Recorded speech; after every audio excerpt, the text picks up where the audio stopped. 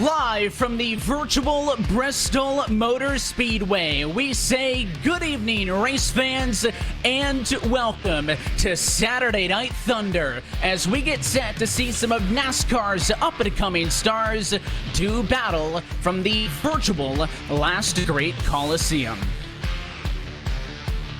We're happy that you're spending your Saturday night with us here at RaceBot TV and the iRacing Esports Network. My name is Evan Pasoko, the play-by-play voice of the eNASCAR Coca-Cola iRacing Series, joined this evening by my Coke Series co-commentator in Tim Terry, as well as Justin Prince. Tim, we've seen the NASCAR virtual docket of racing change over the last couple of weekends, but this evening may kick off, I think, the most exciting format yet.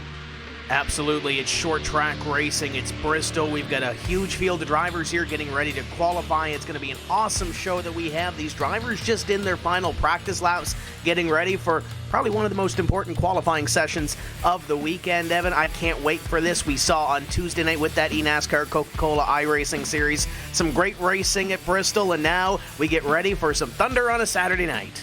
And it's a big departure from what we saw with a lot of these familiar faces as well, Justin, last Sunday morning when this race was essentially a qualifier for the Pro Invitational. Now we change cars and we mix it all up after that one. Saw an exciting race where Alex Labay took home the win, the likes of Alfredo Garcia. At that point, they were fighting to make the main show on Sunday. It was exciting, but tonight's going to be totally different. Absolutely. You had four drivers with very different racing backgrounds make it through that qualifying race at the time.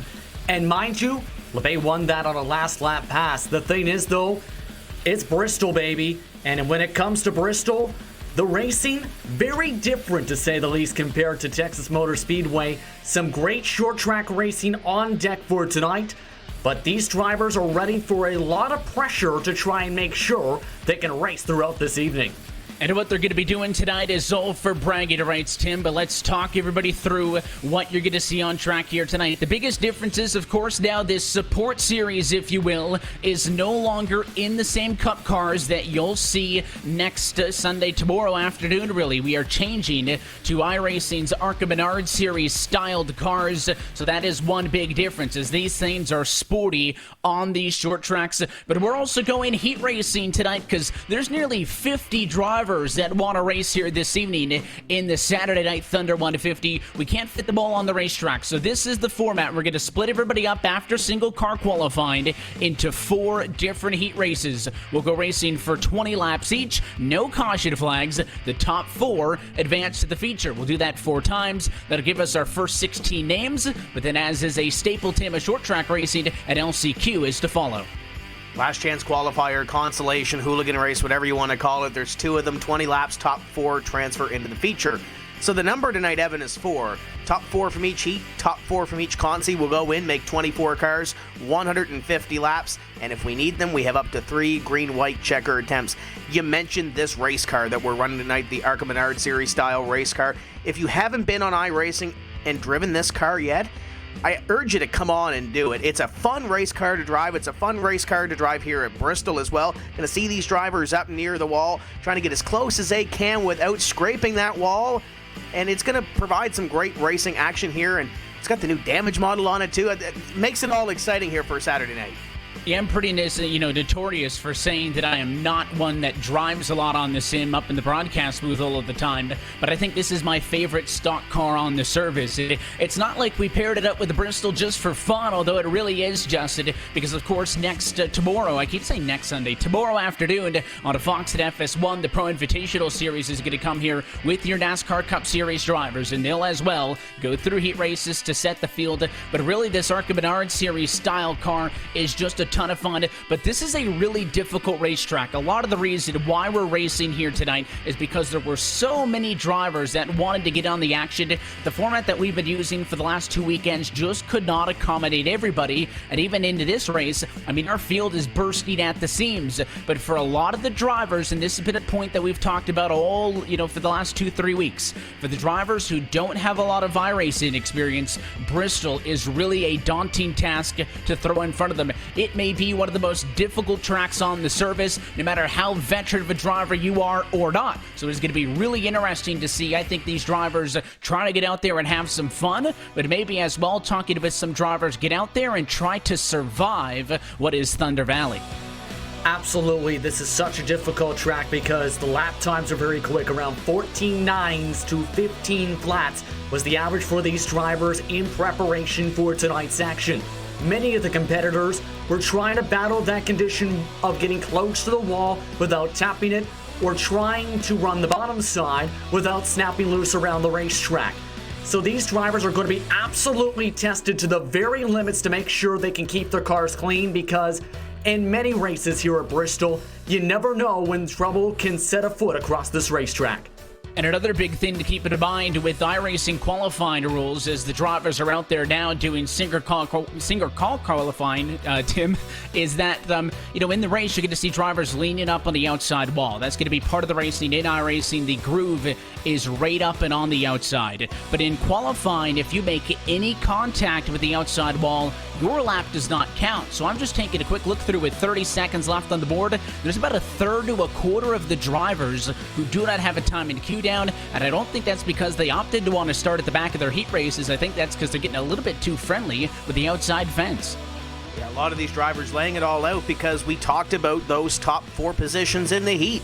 You have to qualify near the front to give yourself an opportunity to start near the front in these 20-lap heat races, and if you don't make the main event through the heat races, you got to go through a consi. So you don't want to be trapped behind the 8 ball early in this one, and I think one of those drivers that may have stepped on it a little bit too quick was Ty Majeski in his qualifying lap. I think he's going to start near the back. He was the top driver of the practice session, but he does not get a time to qualify.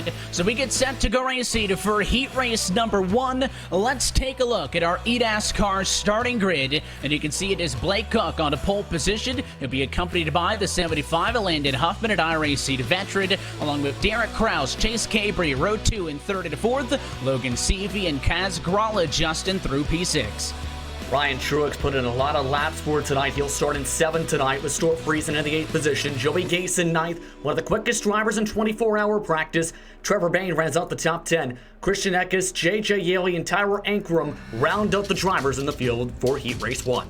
And again, this is Heat Race 1 of 4. Only the top 4 spots. Tim, you mentioned our magic number. Going to make it into the main event, and those LCQs later on are going to be packed, so you just want to get this one taken care of nice and easy. But qualifying is huge because, as we mentioned, no caution flags at all, no matter what happens in these heat races. So I don't even know if Blake Cook P1 feels safe.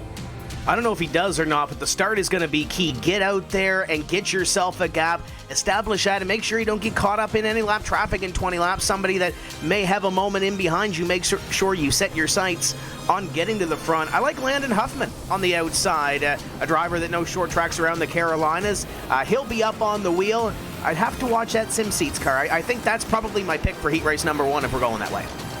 And of course, there's other drivers with a lot of experience on the short tracks and in the sim, and Chase Cabray, Derek Krause has been putting in a lot of practice time, Justin. But let's talk more about Bristol. The half mile with 26 to 30 degrees of banking in the straightaways that are 6 to 10 degrees, but honestly, a smidge more time at the corners. High line riding here at Bristol is going to be the name of the game.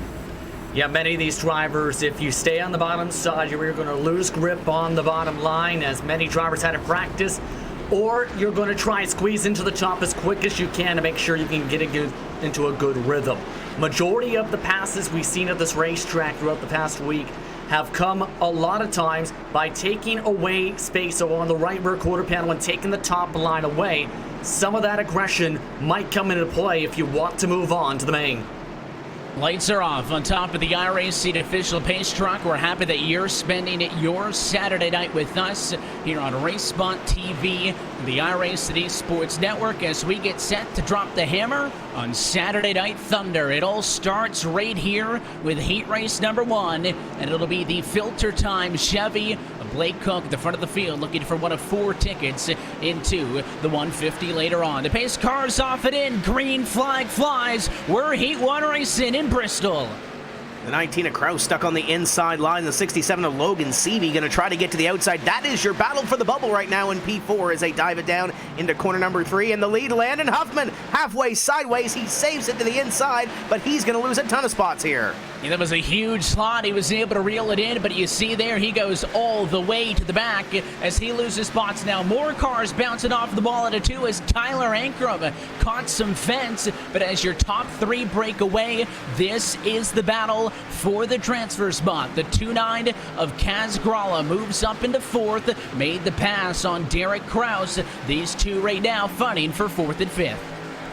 And remember, with Derek Kraus, we've seen this a bit at Texas. He's not afraid to use the bump and run, and that's something he's done as well in his iRacing career. So I'm curious to see if he does the same thing here on Kaz Gralla here. Kaz Gralla doing a great job carrying momentum along that middle of the top line and trying to arc it on down to diamond it. Gralla, the driver to Boston Mass, the NASCAR Xfinity Series competitor, currently trying to hold off Kraus. You can see the race leaders up the road with the onboard shot with P5. It is still Cook 1, Capre 2nd, and Logan Seavey in 3rd. No changes there, and here's a peek out of the inside. Kraus looking to turn number 1, but again, with that preferred lane to be on the outside, going to be oh so tough. He cannot make it happen there as we work lap 6 of 20. You're going to have to dig deep and dig really deep in order to get that spot away from the 29 of Kaz Gralla. They're getting a little bit racy up near the front of the field. Your top 3 nose to tail as well, but they should be content to ride right now. This battle for position number 4, should something happen to those top 3, it's going to allow these guys to really capitalize and give themselves some insurance trying to get in to the feature event a little bit later on. But content to ride right now. Your battle for position number 4 is the 19 of Kraus gets right back up to Gralla.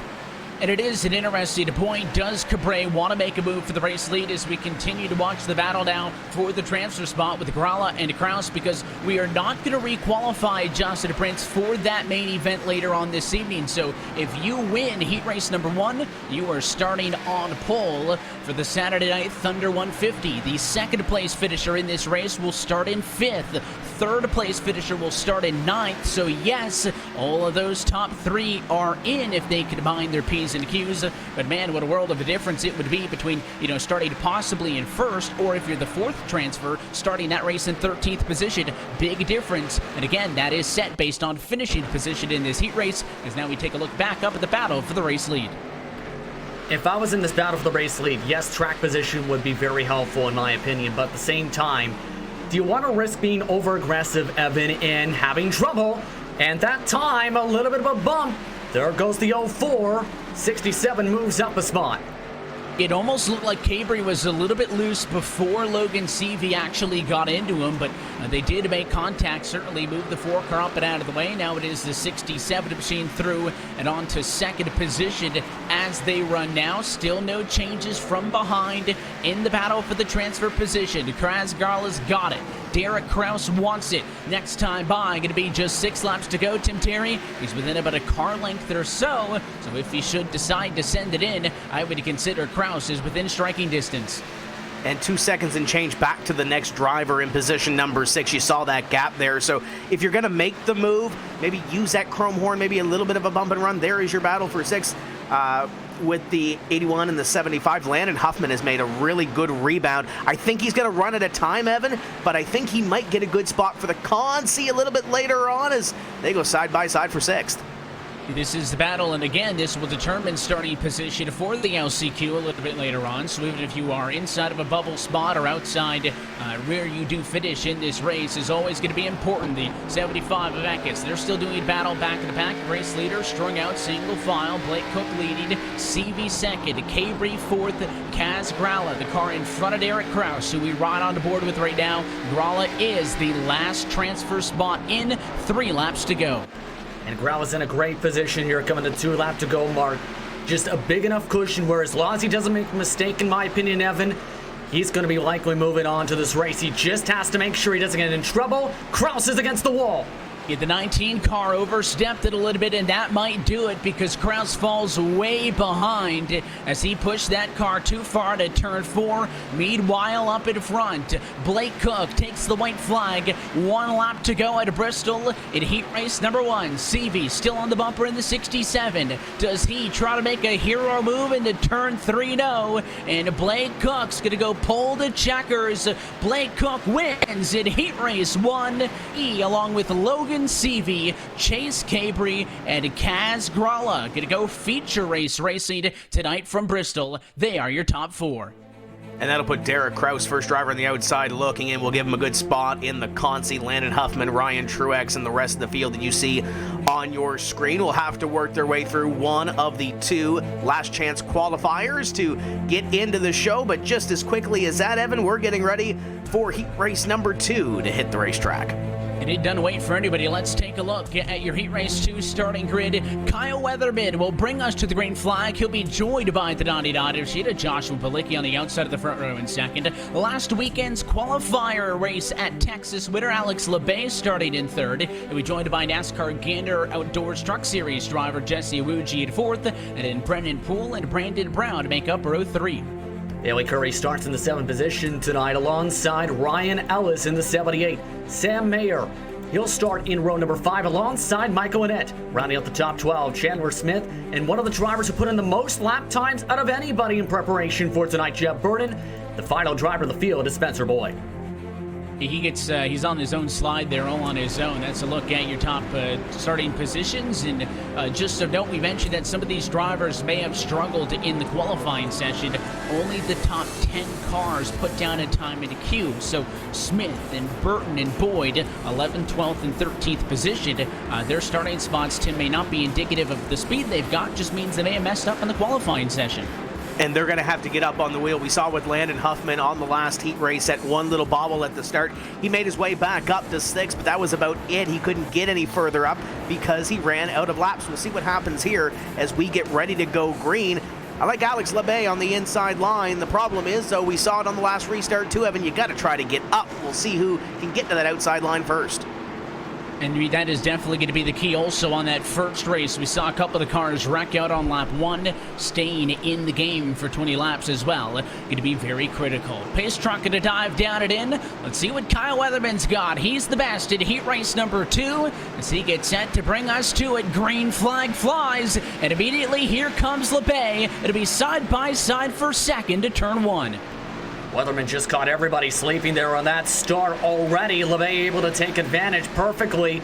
But that already moves Awuji into the protection spot, that bubble spot, because it's craziness behind them. Near 3 wide, fighting for the 5th position on back. And there was a little bit of contact. The 15 to Brennan Poole on the bottom got rubbed up by Bailey Curry. More contact now as Curry is into the back of Brown. He'll cross down to the inside. This fight for 5th and 6th on track. But it looks like that Curry is going to have a problem trying to make the inside line work. Brendan Brown's ringing it around the outside. But I'll tell you what, Tim, the 05 not giving up that all-white car down on the inside, making this a logjam for P5 on back.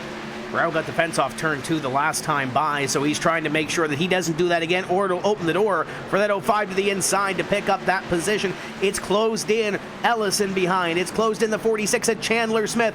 Almost a little bit of contact again. They're leaning on each other one more time as they run down the front straightaway, but this is the battle for position number 5. They're letting that transfer position, your top 4, drive away. Yeah, you can see that 4th on up is continuing to pull away as this side-by-side continues. I thought that Curry may have pulled in line there, but it was just for a brief moment, took the nose back out, and now the 05 machine tucks back in line. So Brandon Brown's able to defend P5 for the moment. There's a shot at a turn number 2 as the 05 machine's going to push him down the straightaway. Behind him, Chandler Smith to the inside of Poole. Oh, and he's going to turn him! The 46 with the slide job. He gets dumped. Ellis is involved again. No yellow in the heat races, but taking exception to the slide job was Brennan Poole, who dumped Chandler Smith in that battle. Yeah, that was a very intriguing decision from Brennan Poole, to say the least. Chandler Smith nearly got clear, just too close in that contact. But here's the frustrating thing, though, with the fight that went on between Brown and Curry. They've been spending so much time here fighting side by side.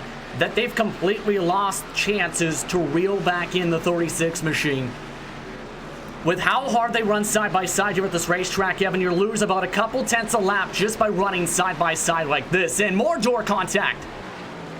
Yeah, these guys continue to go after it, and again, they may have just kind of dug their own hole as that battle for fourth on up was able to pull away. It was pretty much unchallenged for Balicki in third, and Awuji, who still sits in P4.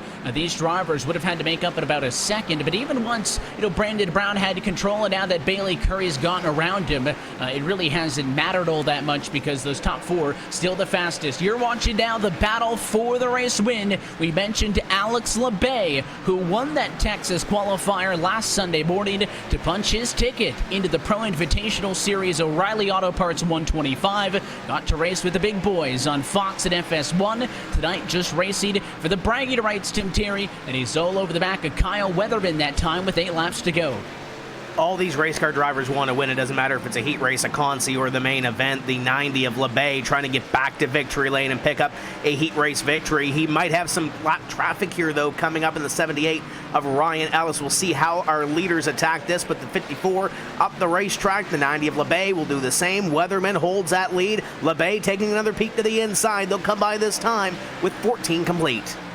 And they're going to have to deal with some lap traffic. The 15 machine of Brennan DePool going to be next up on deck. He's in the race line. As you can see, he's driving down the back straightaway with the hood up on that 15 machine. I hope he's got triple monitors so we can see where he's going. All of that part of that new damage model that you do not see yet on the Cup cars on iRacing. But these ARCA Menard Series cars are kind of the guinea pig for the oval side. You can lose bumpers, break tie rods, and have hoods pop up like that as you look off of the back end of Kyle Weatherman. LeBay continuing to try to pick a look to the inside, but he can't do so. Next time by Justin, we'll see 3 laps to go. He gets close, but not close enough yet to challenge for P1. I think for LeBay to try and get this bottom side to work that he's been so committed to trying to get to work, he's going to basically need to go to the middle of the racetrack nearly, force Weatherman to have to get off the gas and force him to get tight and to try and avoid the wall. Otherwise, he's going to be stuck back there. So if I'm LeBay, you have to continue to keep the pressure up here coming to the white flag this time. We saw an attempted pass for the race win in Heat Race 1, although we, unable to really go for the move there was Seavey, who stayed for second position. Does LeBay go for the second last lap pass in a row? White flag in the air. Final time around for Heat Race 2. Weatherman's gone pole to the race lead so far. Here's the 90. Looking to the inside is LeBay on the quarter panel. Can't make it happen. And Kyle Weatherman gets the Heat Race win from Bristol.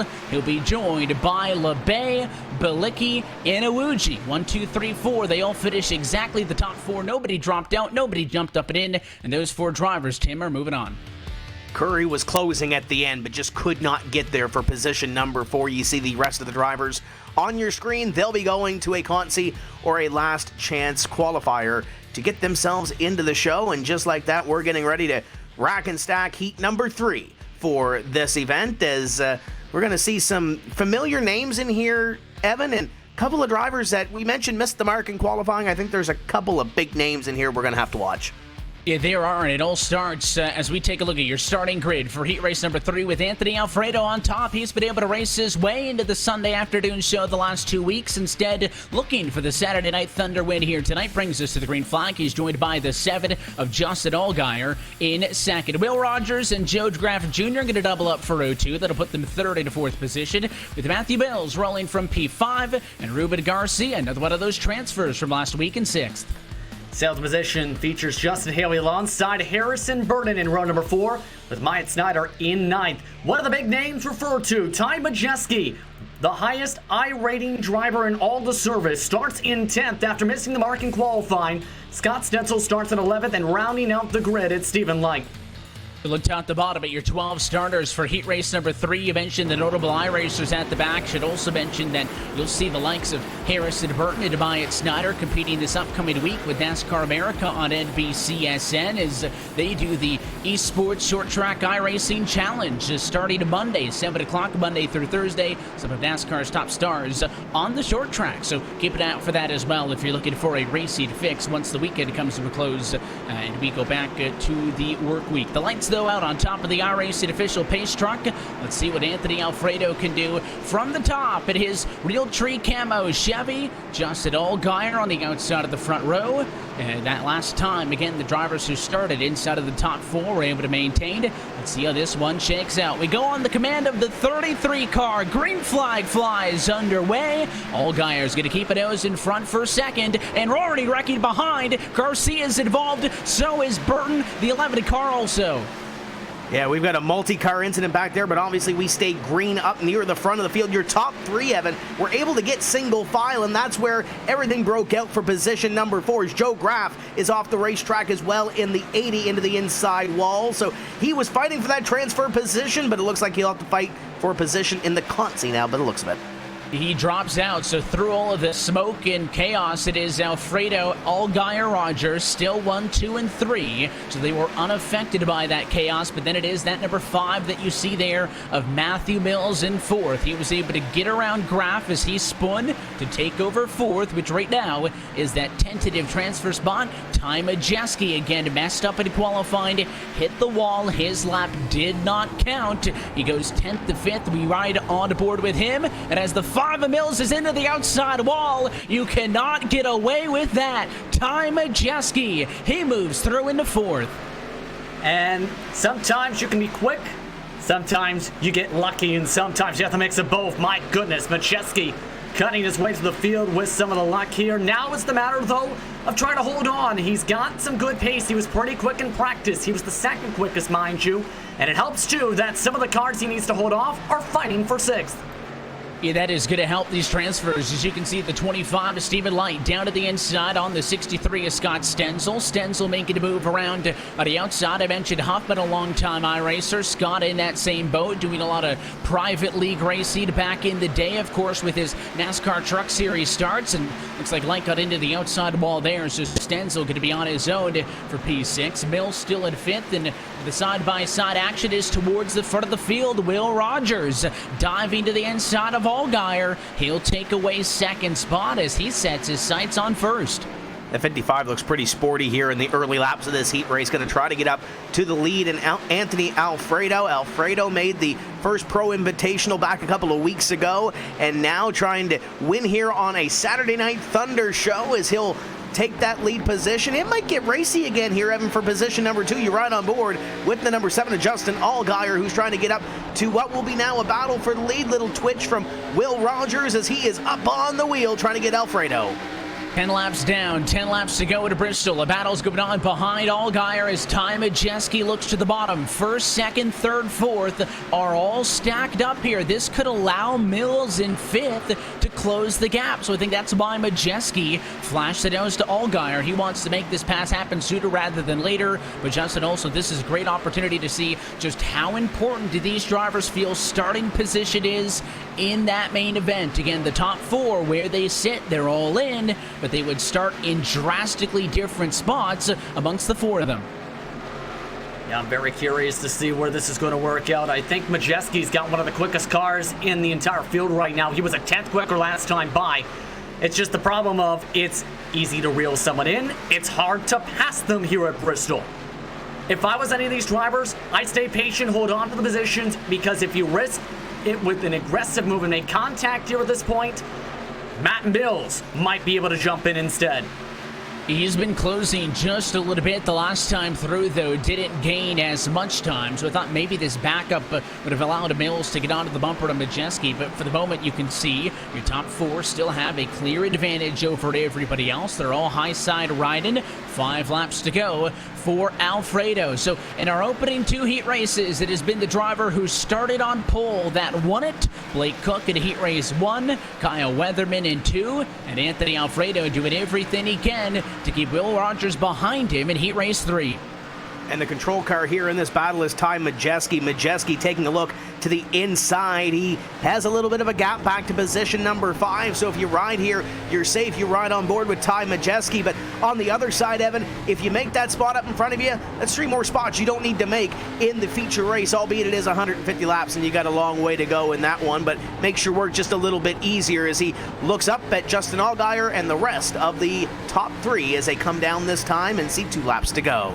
Rogers was able to make that pass at Allgaier a few laps back for second and third, so we know the 55 machine's possible of making the moves, but it looks like Alfredo is just too far away. 2.5 now, 3 car lengths out in front. The one thing that Anthony Alfredo mentioned to me this week is he wants races that go green, mainly referring to that main event, and when he can get some green flag laps, he is strong. Final time in 3 and 4, and Anthony Alfredo's gonna win heat race number 3. He's going to the Saturday Night Thunder 150. A look to the inside late. Rogers stays in front of Allgaier as they finish 2 and 3, and Ty Majeski was able to come from the back, Justin, to finish in 4th and move on.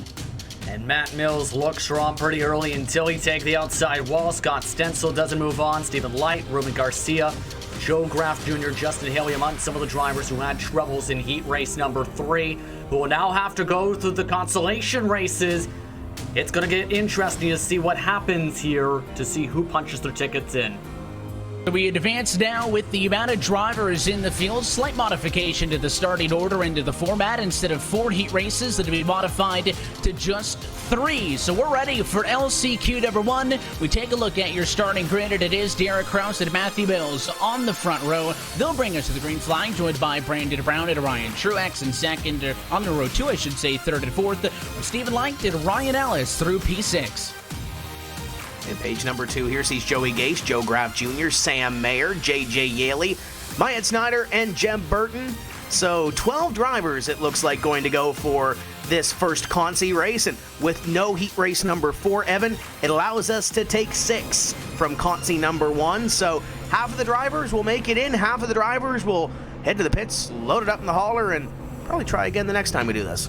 We've already entered what is effectively 16 drivers into the main event, 4 from each of those first 3 heat races. So in order to make our main field number of 24, you're right, we lose 2 from non-existent heat races, or we lose 4. So we'll add 2 onto each of these last chance races. So 6 going to advance from this LCQ number 1, and as well from LCQ number 2. That is going to happen immediately following. And the tail of the tape, Justin Prince, doesn't change much. Still 20 laps, no caution flags. But these drivers have learned, I think, that qualifying up front and having a good opening lap is going to be the key.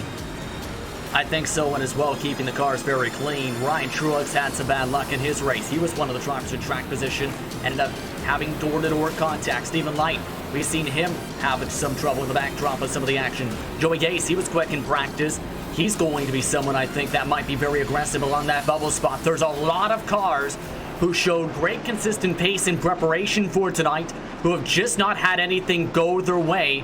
It's the matter now, though, of keeping yourself in contention for the top 6. And that's part of Bristol, is you can kind of do everything you can, but wrong place at the wrong time. Your night could be done in the blink of an eye. The pace truck's going to head off and in. Derek Kraus, again, just missed it at Heat Race 1 by finishing into P5, but he is going to be the control race as we get set to drop the hammer on LCQ number 1. Pace cars off and away, and so is your pole sitter. Kraus to turn 1 as we're underway and fighting side by side for second. Brown on the inside of Mills, but it's not going to stick. We saw Brandon Brown up on that outside line in his heat race trying to battle with Bailey Curry, and now he's got position number 3 away as they drive it down the front straightaway. Top 7 are single file. Got one around, that's Jeb Burton and J.J. Yaley. Tough break for those drivers who started outside of a transfer spot. They are slow and try to get things back going, but again, no cautions. We keep racing. Watching the fight now for 3rd as the 40 car of Ryan Truex has got it outside on Brandon Brown. The 25 is Stephen Light to follow him through also. And Jeb Burton's actually holding up the race leaders and just caused a change for the lead. Matt Mills just got through as more trouble behind. It is way checked up as Burton stayed in that preferred lane, and your new race leader is Mills. Kraus on the bumper now. You can see Ryan Ellis diving down to the apron. His LCQ may be done, but Derek Kraus had been fine until he got stuck behind Burton on the outside of turn 2. The 5 car went to the bottom, and to be honest, Jeb Burton's just holding the outside line. Tim, I think he knows that he's in the racing line, but at that point, he's just trying to stay in this race. Who knows if more cars rack out? You could end up being P6, so that is to the benefit of Mills and to the detriment of Kraus, who falls to 2nd. And to what Justin mentioned, battling around that transfer position, Stephen Light went for a spin. It collected the 78 of Ryan Ellis. It collected the 53 of Joey Gay. So now with these no cautions, Evan, you really have to get up on the wheel, salvage what you have, because now that we're taking 6, you have to be sure that you're in that top 6. And if this continues on, if this action continues as wild as it is Myatt Snyder going to have a hard time seeing out of that number 93 car as he continues to battle with Joey Gase. If this continues to be wild, you might end up getting a top 6 position with a little bit of fender damage on your race car. Yeah, with the roof of that thing, or I guess I should say the hood of that thing popped up, that's when those triple screens with the VR could come into hand. You can kind of stick your hand, your head out to the left, maybe like you're sticking a hand out the window and try to see where you're going. But the battle for the race lead is not done with. Again, yes, the top 6 are all in, but as we've stressed, the better you finish here, the better you start in the main event. So I promise you, if Derek Kraus gets an opportunity, he will try to make a move on Mills. It's Mills 1, Kraus 2, and Ryan Truex in third. Lap traffic. Oh, and Mills gonna get turned. Matthew Mills from the lead is collected by traffic as he could not clear the 80 off of the corner. And this race is just taking some wild turns, let's just say that. Let's take a look at this quickly here, and you'll see lap traffic's trying to stay up the high side. They couldn't see where they were going, and then he drifts down the racetrack trying to avoid the wall. Just my goodness, what a time for that to happen. And Graf was still out on track, Tim, because he was running in 7th. So if just one more car had a problem, he would have been okay. So that's why he was limping around the outside. But then he takes out your leader. Mills has fallen to 7th. His night is done. He is bringing that car to pit lane, and he can pack it up and go home because he will not advance to the show. So now Derek Kraus, who lost the race lead to misfortune, now takes the race lead due to somebody else's misfortune. He's back in front. Truex to 2nd. Brown to 3rd. Those are the only drivers left on the lead lap in this crazy last chance qualifier. Myatt Snyder is 5th. Joey Gase just passed him for 4th. And Jeb Burton, minus the back bumper and all with the wreck on the opening lap, is currently P6 in the final transfer.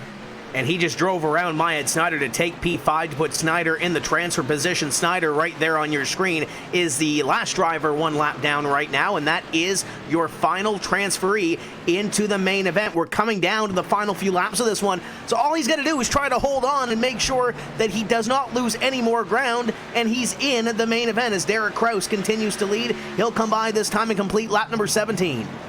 And he has a benefit because the next car would be P7, J.J. Yaley, who is 2 laps down. So Snyder is effectively a whole lap ahead. Although granted, with that obscured view, I'm not sure how well it is going to work out for him. His race leader is going to work on a bye. Kraus taking 2 laps to go. That time by. Still no changes in your top 3. We thought the heat races were wild.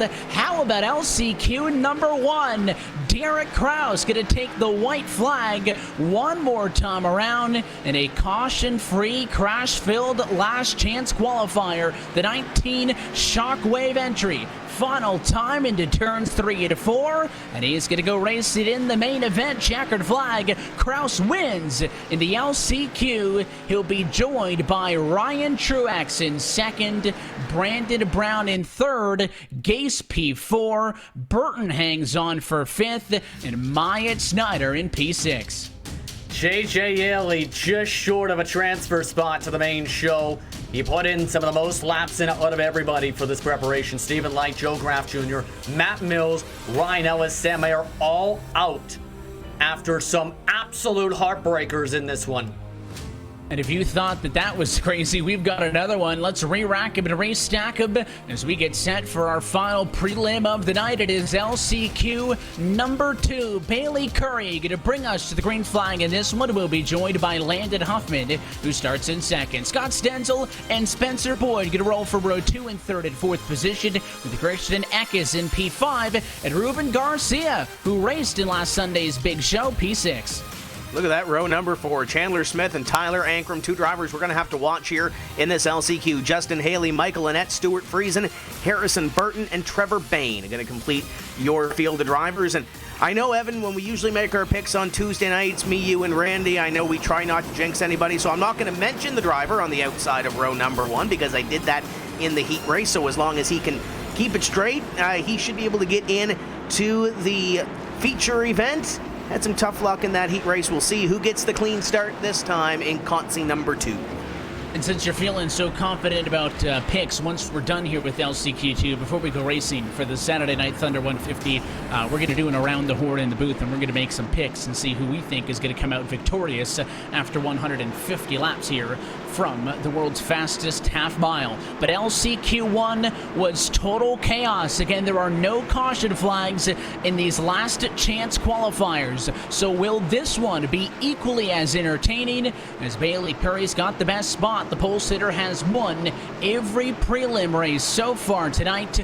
We'll see if the 05 can hold that trend. The pace car's off and in. They'll slow up the field. Curry's going to get turned. Stenzel into the back of the 05, and your pole sitter already wrecks. It's Landon Huffman to the race lead from second. And it just looked like that when its back tires got picked up off the ground, it just stalled Curry's engine. That can happen with these Arca Menards machines. And now this completely changed the complexion of this entire race. The shape of these cars, the front end can really jack up the car in front of you. Stenzel got into the back of him, got hit by Eckes, and your race leader wrecks out before even getting a crack. Another spit it out. It's Eckes on the back straightaway. His Safe Light Auto Glass machine is into the wall. His night's going to end. And just like we expected, chaos in the opening laps. And the driver, Tim, who shall not be named from the outside of the front row, Landon Huffman up to the race lead. Yeah, Huffman takes the advantage. The battle for position number 2 is on your screen now. It's Spencer Boyd, Ruben Garcia, Harrison Burton in the 20, and Justin Haley not too far behind either in the number 11 car. So 4 cars going for position number 2. As long as they can keep it straight, Evan, they're locked in to the feature event. But we've seen these Consi races go a little sideways. Ruben Garcia did really well last week at Texas going in to that Pro Invitational. Makes that move for position number 2. Move the 27 up to the runner-up spot, and Harrison Burton down to the inside. Yeah, we expected big things out of the driver, the 27, the driver from Mexico City, Mexico, with the Arca Menards Series starts, as well as the Peak NASCAR Mexico Series. And the 27 car safely into second. Boyd stays in third because that move by Harrison Burton did not work out. He actually lost a spot to that Leaf Filter 10 car of Justin Haley. So Haley's fourth. Burton slides back to P5, but in all honesty, I would consider it a win for both Burton and Friesen because, Justin, they started 12th and 11th respectively, but because of the chaos on the start, they're up in transfer spots, P5 and 6. Yeah, this is an absolute victory for these cars. As long as they keep it clean, we've seen that situation before. But mind you, Haley actually had a lot of speed in this race car for tonight. In final warm-ups, was one of the quickest cars in practice, is showing that muscle once again in this race. Right now, these drivers, though, are losing about 0.2 a lap to Huffman and Garcia. Yeah, those top two are stretching away. Garcia pulling away from this battle for third, but not quite catching Huffman. So the 75 seems to be on his own island up at the front of the field. And this exchange for third on the back is the fight. You're all in, so how aggressive do you want to be? With 11 laps to go at LCQ2, you're on board with Harrison Burton. The front row seat of the attacker, Justin Haley, to the inside of Boyd. He'll look for the slide job in the corner, and the O2 machine playing smart lets him have it. The 11 car kind of played a game of chicken there. Tim Terry went out, and so does Burton. They both know that Boyd does not want to wreck that race car, and they kind of took advantage of him there. Took a little bit of an advantage here as you see the 05 of Bailey Curry go to the inside, 1 lap down, trying to get his lap back and race some way into this feature event.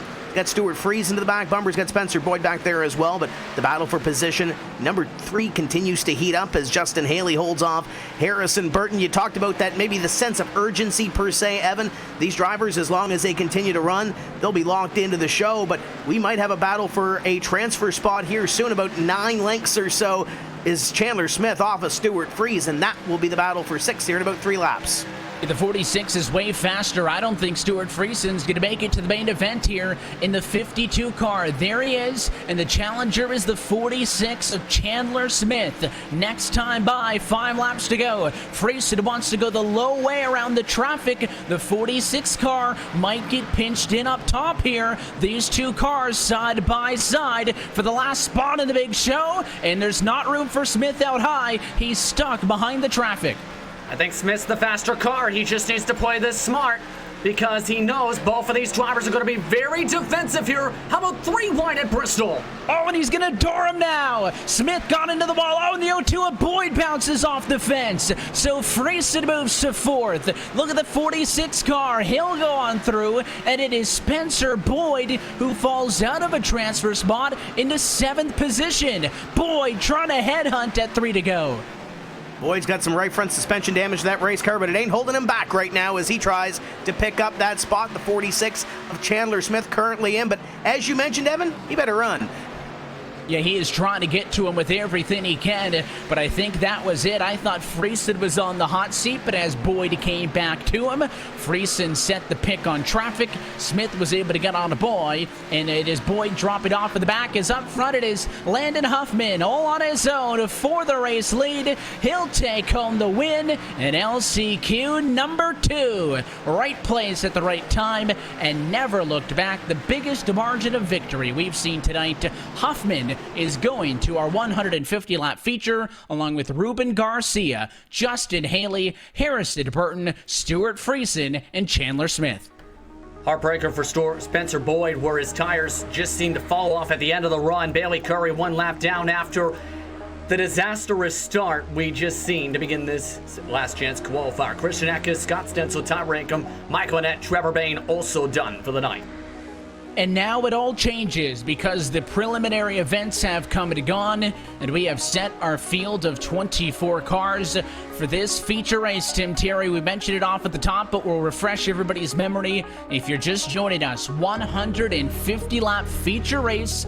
Cautions are coming from the tower, so that does not mean, unlike in most iRacing sessions, that a wreck will automatically trigger a caution flag. It is up to the discretion of the iRacing and NASCAR officials that are in the virtual tower. You get 1 reset, and should it be necessary, 3 attempts at a green-white checkered finish. The biggest thing is here is we saw total chaos when we put 12 cars on track at a time. We are doubling that for this main event. But you do have laps to get this done. You got 150 laps to get to the front of the field. Maybe you had that dismal qualifying effort. We saw Ty Majeski miss the mark in qualifying. He made his way in through his heat race, but he's going to start in position number 12 by the looks of it. So he's got some work to do. Same case with Landon Huffman. After having issues in the heat race, he's going to start in position number 14. So you've got 2 drivers right there starting about mid-pack that were really sporty in their qualifying races to transfer in, and now they've got some work to do, but they've got 150 laps to do it, maybe a little bit of patience. This is Bristol, though. We saw some beating and banging. We saw some drivers lean into each other a little bit. You can do this with this Arca Menard-style car that we're running this evening. I can't wait for this. 150 laps is going to be fun. And Tim was pretty confident in who he thought was going to advance through some of those LCQs. So why not? Let's do a around the horn up here with the RaceSpot TV broadcast booth. And Justin will go to you first. 150 laps on the board and 24 drivers set to take the green flag. Who do you think parks it in victory lane? You know, I think a lot of the thought is of one thing drivers off the top of our head. But I'm going to go a little bit off the beaten path. I think I'm going to go Alex Labbe, actually. Because I've liked what I've seen what Labbe has done, not just in real life when it comes to the Pinty Series and the Xfinity Series, but I also like what he's done on the iRacing service. He's someone that's been on the service for a few years. Used to, at one point, mind you, run his own league in the series back in the early part of the last decade, and is someone that can absolutely have some great speed and showed it throughout his time so far here at Bristol tonight. Alex Labbe is my pick. He's going to be starting from P5. Tim Terry, how about you? Yeah, it's going to be tough to top Alex Labbe. He's got track position, but it's 150 laps. Let's try Landon Huffman again in the 75. Looked really sporty in that Consi. I was going to think that one of you guys were going to take the Ty Majeski pick. He starts in 12th, so we're obviously going to be keeping an eye on him, but I'll go Chase Cabre in the 04 machine, a driver who, again, has won a lot of races here on iRacing. On the short tracks, he's P7. I think that's pretty good track position for him. Again, 150 laps. I think starting up front is going to be critical, not just for your speed and indicative of your chances, but just to stay out of the chaos, because I promise you there's going to be a lot of twisted up virtual sheet metal by the time that this thing is said and done. Let's take a look, therefore, at our RaceSpot TV starting grid. Blake Cook, who won his heat race, will bring us to the green flag. He'll be joined by Kyle Weatherman, heat race 2 winner, in second. Heat race 3 winner Anthony Alfredo starts in 4th, along with Logan Seavey in 4th. Alex LeBay rolls from 5th, and Bill Rogers just from P6. In 7th position, Chase Cabre starts alongside Josh Bolecki with Justin Allgaier in 9th position. Cascarello rounds out the top 10 after some good defense to hold on to a transfer spot, with Jesse Wuji and Ty Majeski rounding out the top 6 rows. Yeah, you got Derek Krause and Landon Huffman back here in row number 7. Ryan Truex, Ruben Garcia also going to be tough from row number 8. Brandon Brown is going to try to make his way up from position number 17. And on the outside of him, Justin Haley in the 10. And then continuing on through final slide, starters 19th through 24th, you see the likes of Joey Gase, Harrison Burton, Jeb Burton, Stuart Friesen, Myatt Snyder, and Chandler Smith, who got that final ticket in for the LCQ, as a look at top to bottom at your RaceSpot TV starting grid. So a totally different name of the game, Tim Terry. Yes, you do need to survive, but with caution flags on and 150 laps on the scoring pylon, or I guess in Bristol's case on Colossus up there, this race is going to have to be approached a little bit differently. Get yourself in a groove, get yourself in a rhythm, maybe get up to the high side if you can, and ride a little bit. Yes, there's lots of time to work here.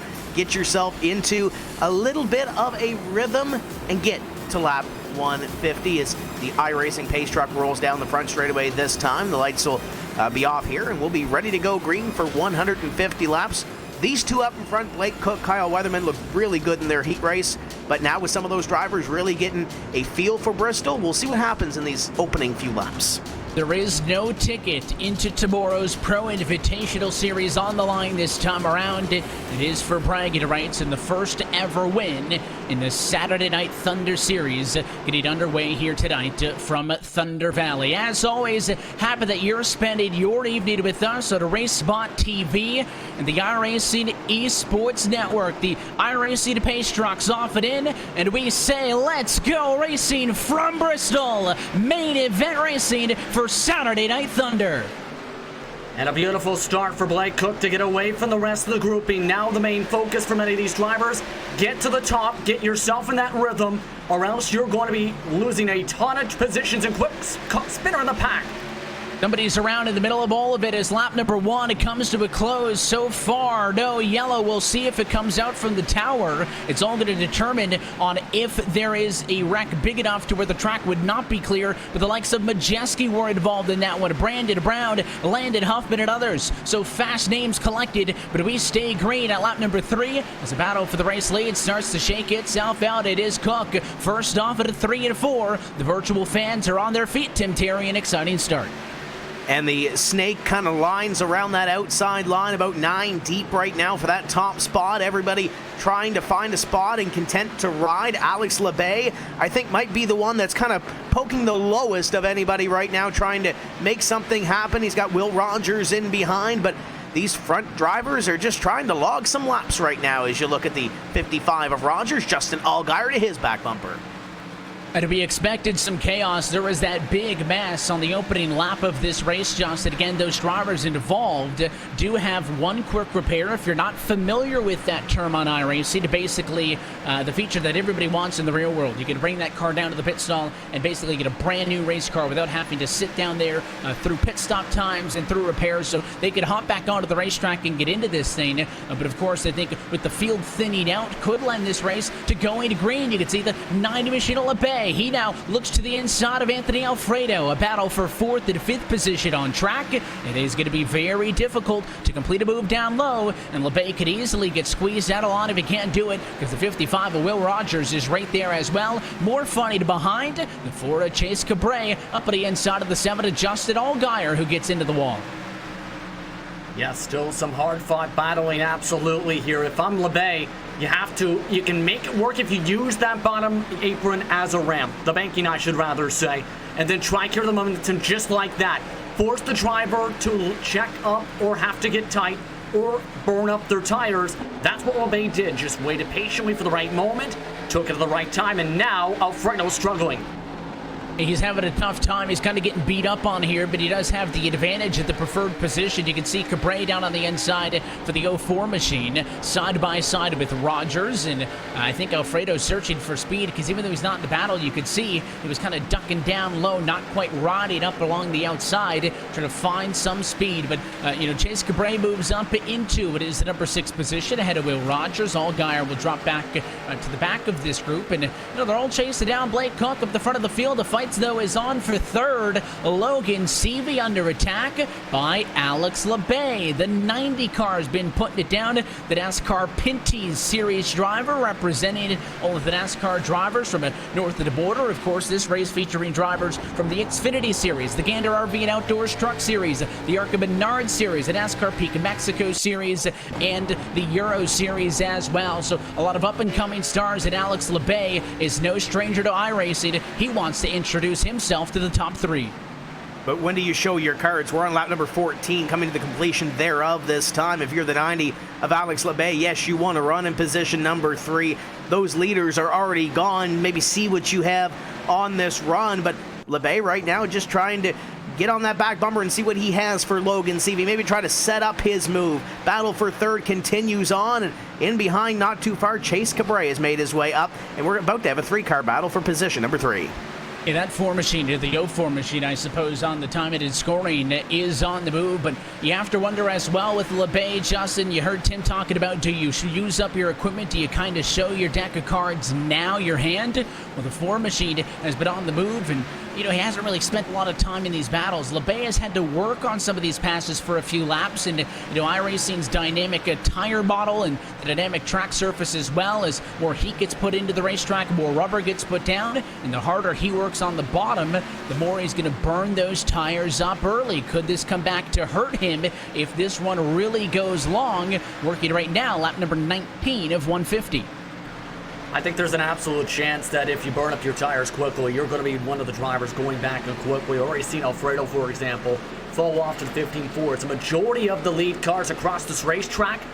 You're either in the 2s or the 3s at the moment. So that's already a quick amount of fall off in this run so far amongst these competitors. So if you're able to save your right front tire especially, make sure you don't get too tight, the better you're going to be across this track. You can see the 4 machine of Cabrera, Tim. He's trying to get to the inside of LeBay, but that 90 car is kind of holding the middle of this 3-car sandwich to fight for 3rd, 4th, and 5th right now, as Cook and Weatherman are pulling away up front. Yeah, that battle continues on. We talked about drivers trying to push it and get up to the front. That number 4 of Cabrera has already tried to push himself up well into the top 5 as they go around the 20 of Burton. Now he looks to the outside. LeBay to the inside of Seavey. Great little battle forming up once again. 22 laps into this one. Make it 23 this time by the 4 car. I think we're going to have a caution at some point, Evan, for these drivers to come down to the pit road and get tires changed and put fuel in the race cars. So maybe this is a test to see how hard Chase can really push this number 4 car. And that worked out great for the 4 machine with LeBay trying to get to the bottom of the racetrack, was that he really didn't have to get out of his line at all. He just stayed up at the outside, ran the line that he would normally run, and now he finds himself up into 4th position. Now, you're not going to get as lucky with Logan Seavey. The 67 ain't trying to peek to the bottom of everybody in front of him, so if you're Chase Cabrera now, if you want to make this next move, you're going to have to go to the bottom, and then you can be in the same position that LeBay found himself in, opening up the door for the car behind you. Full running order up at the top of your screen. 24 cars started this. All 24 are still on track. Brandon Brown, though, with the back, and a caution flag for the first time. A wreck on the front straightaway. Jeb Burton in the 8 machine is around, and the first yellow of the afternoon comes at 25. Oh, but it was even further up. Ruben Garcia is where it all started, Justin. Yes, indeed, and Garcia, he was trying to get into a good rhythm as cars were having problems in front of him. The problem is Landon Huffman, one of the lap cars, ended up accidentally taking around Garcia. That pinned Garcia around the wall. Then There's Jeb Burton saying hello by accident, smacking hard into contact. Stuart Friesen also collected in that. Yeah, so a tough break, and you can actually see he wanted to get rolling there and actually pull forward into, in front of more traffic. Turn 4 is not a nice place that you want to be stuck up against the wall for, and that's a tough break for him.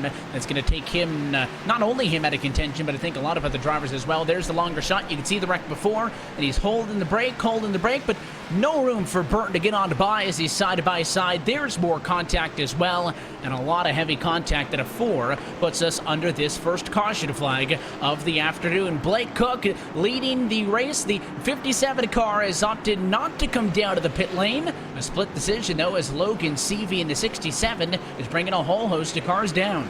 Yeah, I think it's more than a split decision. Top 2 stayed out. Landon Huffman stayed out to get some track position. Huffman's 3 laps down, so that's why he would be staying out. But your top 2 stay out on the racetrack. Everybody else, by the looks of it, on the lead lap, at least coming down into pit road to get service on their race cars. And I think this is a pretty good call on their part. Come down, get some tires on those race cars, and see what you have for the second run of this race, just past the 25 lap mark, working lap number 29 of 150. Interesting timing as well for that caution flag, because while we were still under green flag conditions and Blake Koch was into the race lead, Kyle Weatherman was closing in on him. So as that number 54 machine comes out and is onto the racetrack right now in second position, I mean, he was already closing on the race leader as is. So we'll see if that's going to affect things for the 5-4, if both of these cars kind of being the sitting ducks right now, if that's going to hinder their ability, just to kind of look at the lap times, Justin, in comparison, best lap of the race for your race leader, Blake Koch, came on 4. It was a 15.075. He had only dripped down to about the 15.4s or so when that caution flag came out. So, it was not been that bad for him at, it is about a half a second of fall off, certainly going to disadvantage him, and I think the fact that it's only 2 cars who stayed out is going to make this difficult. What I'm concerned more about is not just the pace in the first 5-10 laps. The run is tire spin. Tire spin is something that can be very big here at Bristol on old tires, especially with these race cars. If you hit the gas too early, you're potentially going to snap hard to the right across the field or hard into the inside wall. So if you're Cook, if you're Weatherman, you need to baby the throttle when you take this green flag, or else there's a chance it can get very hairy. And we'll see what this race comes to. It is still very early on as the lights go out on top of the pace truck. This restart going to put 31 of 150 laps behind us. And there is no change on the front row, but it is fresh tires and fuel for Logan Seavey in third auto back. They almost all decided to come down and take 4 fresh tires. So let's see how it shakes out. Pace cars get it off and in. The 57 dictates when the race restarts. He'll bring them to a slow roll. Green flag flies. Cook leads to 1, but Kyle Weatherman hounded into turn 1. Here comes the 67 Seavey up the bottom. And we got a 4 car on the outside, little contact, CB down to the inside, hits the wall, comes back out on the racetrack. LeBay hits the wall. We've got cars spinning all around the 19 involved in it as well. No caution yet. It is the big one at Bristol, as it is a parking lot, and the caution flag is out. Right off of the restart, we saw the fresh tires, Justin, come into effect. Logan Seavey on the charge, and then unfortunately for him, I think Cole Cabry got a little bit loose, got him in the quarter panel, and admittedly I thought it was a save. Here's the second look at your iRacing replay. Watch this. The car you're looking for is that first all-white car down on the inside. Right there's the contact. He almost came up a little bit, but then as he tried to save it, they all funneled up, and there, the 19 of Derek Krause gets turned by Anthony Alfredo, and when he is in front of the traffic, it is a huge pileup. Yeah, that got absolutely chaotic, absolutely there. It just looked like once everybody regrouped, they were all just trying to keep an eye on what was going on with Seavey's car, so they all lost focus on their own driving line. And that led, I think, LeBay and everyone else up towards the wall here, but interesting start. Cook and Weatherman, though, it's going to be interesting to see if they can hold on with these older tires still. Of course, we want you to be a part of this conversation all night long. You can make sure to use the hashtag Saturday Night Thunder on social media, the Twitters, and all of that good stuff, and let us know what you're thinking of the action, who you think's going to end up in victory lane some 115 or so laps from now, thinking that maybe with all of the fresh rubber behind that Cook and Weatherman are kind of stuck it out, Tim, because nobody was going to double up and to come back down to the pit lane with only a half a lap, if that, on the tires since we just went back to green flag conditions. So if those two who need the tires were to have pitted now, they probably would have gone all the way back to early 18th and 19th position, last on the lead lap. So instead, they're kind of forced to swallow the pill that, hey, we're going to be slow up here. They're probably going to be eaten alive by the pack, but if you can survive and float around a top 5 or a top 10 spot, if this thing goes green for a little bit and then catch another cycle, they could blend back in. I think that's them kind of trying to salvage being on the wrong strategy here. I think you're right. Not optimal if they fall to position number, 10, 12, considering where they're running right now, and they get that next cycle of stops. Maybe we get a caution in 50 or 75 laps time, which would, put us just past lap 100. Everybody comes down onto pit road and everybody's on even keel going forward. But as you mentioned, starting back in 10th place probably isn't optimal, so you're going to have to try to hold what you can up in front. We saw Cabri go really fast here through the first couple laps here. LeBay on those tires. You just saw that sense of urgency going, 2 and 3 wide. Alfredo made his way up through. So you really have to try to manage it too. If you're Blake Cook, you're Kyle Weatherman, this is going to be the real test right now, and try to hold on to the next round of pit stops here, probably in 50-ish laps, I would think, if we get a caution around that point.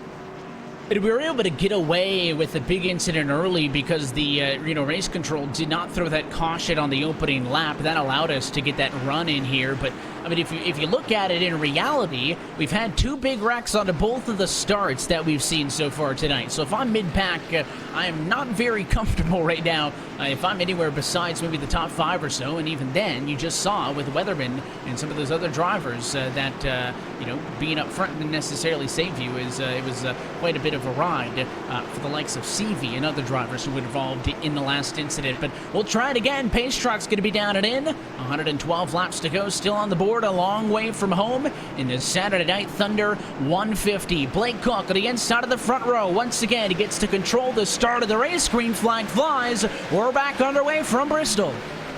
And another good start once again, but take a look at Chase. More trouble behind him. Awuji got turned. No caution. Awuji's into the outside wall. 3-4 other cars are involved. Will it be clear, though? By the time the race leaders are on through, it looks like they're rolling. Cook, the leader, challenged now by Chase Cabri, and a caution flag is out. You could see that there were still cars on the apron. It was Jeb Burton who just was not able to get going. So the caution flag comes out just as Chase Cabri was ready to make the move on Blake Cook. And Tim, the filter time 57, lives to see another day at the top of the running order. Yeah, the caution flag had to be flown. You saw that 19 of Derek Kraus kind of sitting duck in the middle of the straightaway. They had to split him left and right, so the yellow flag flies once again, and Blake Cook will have another opportunity up front to refire and see what happens on those older tires. But Cabrera on the outside, going to be tough with those brand new tires and the experience he has here on the iRacing service.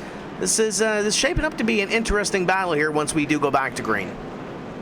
And that's the thing, is now Cabrera is going to be on the outside of the front row. So that one spot up atop Kyle Weatherman is really going to help him, because unless Blake Cook's able to clear first time off into one, if Cabrera can kind of keep the nose to the outside there, Justin, I think the Ford machine is going to be sitting pretty good. So, it is still Cook and Weatherman, old tires, first and third, and then Cabrera second, LeBay in fourth, and everybody else on back on the fresh tires from a pit cycle now 2 caution flag runs ago.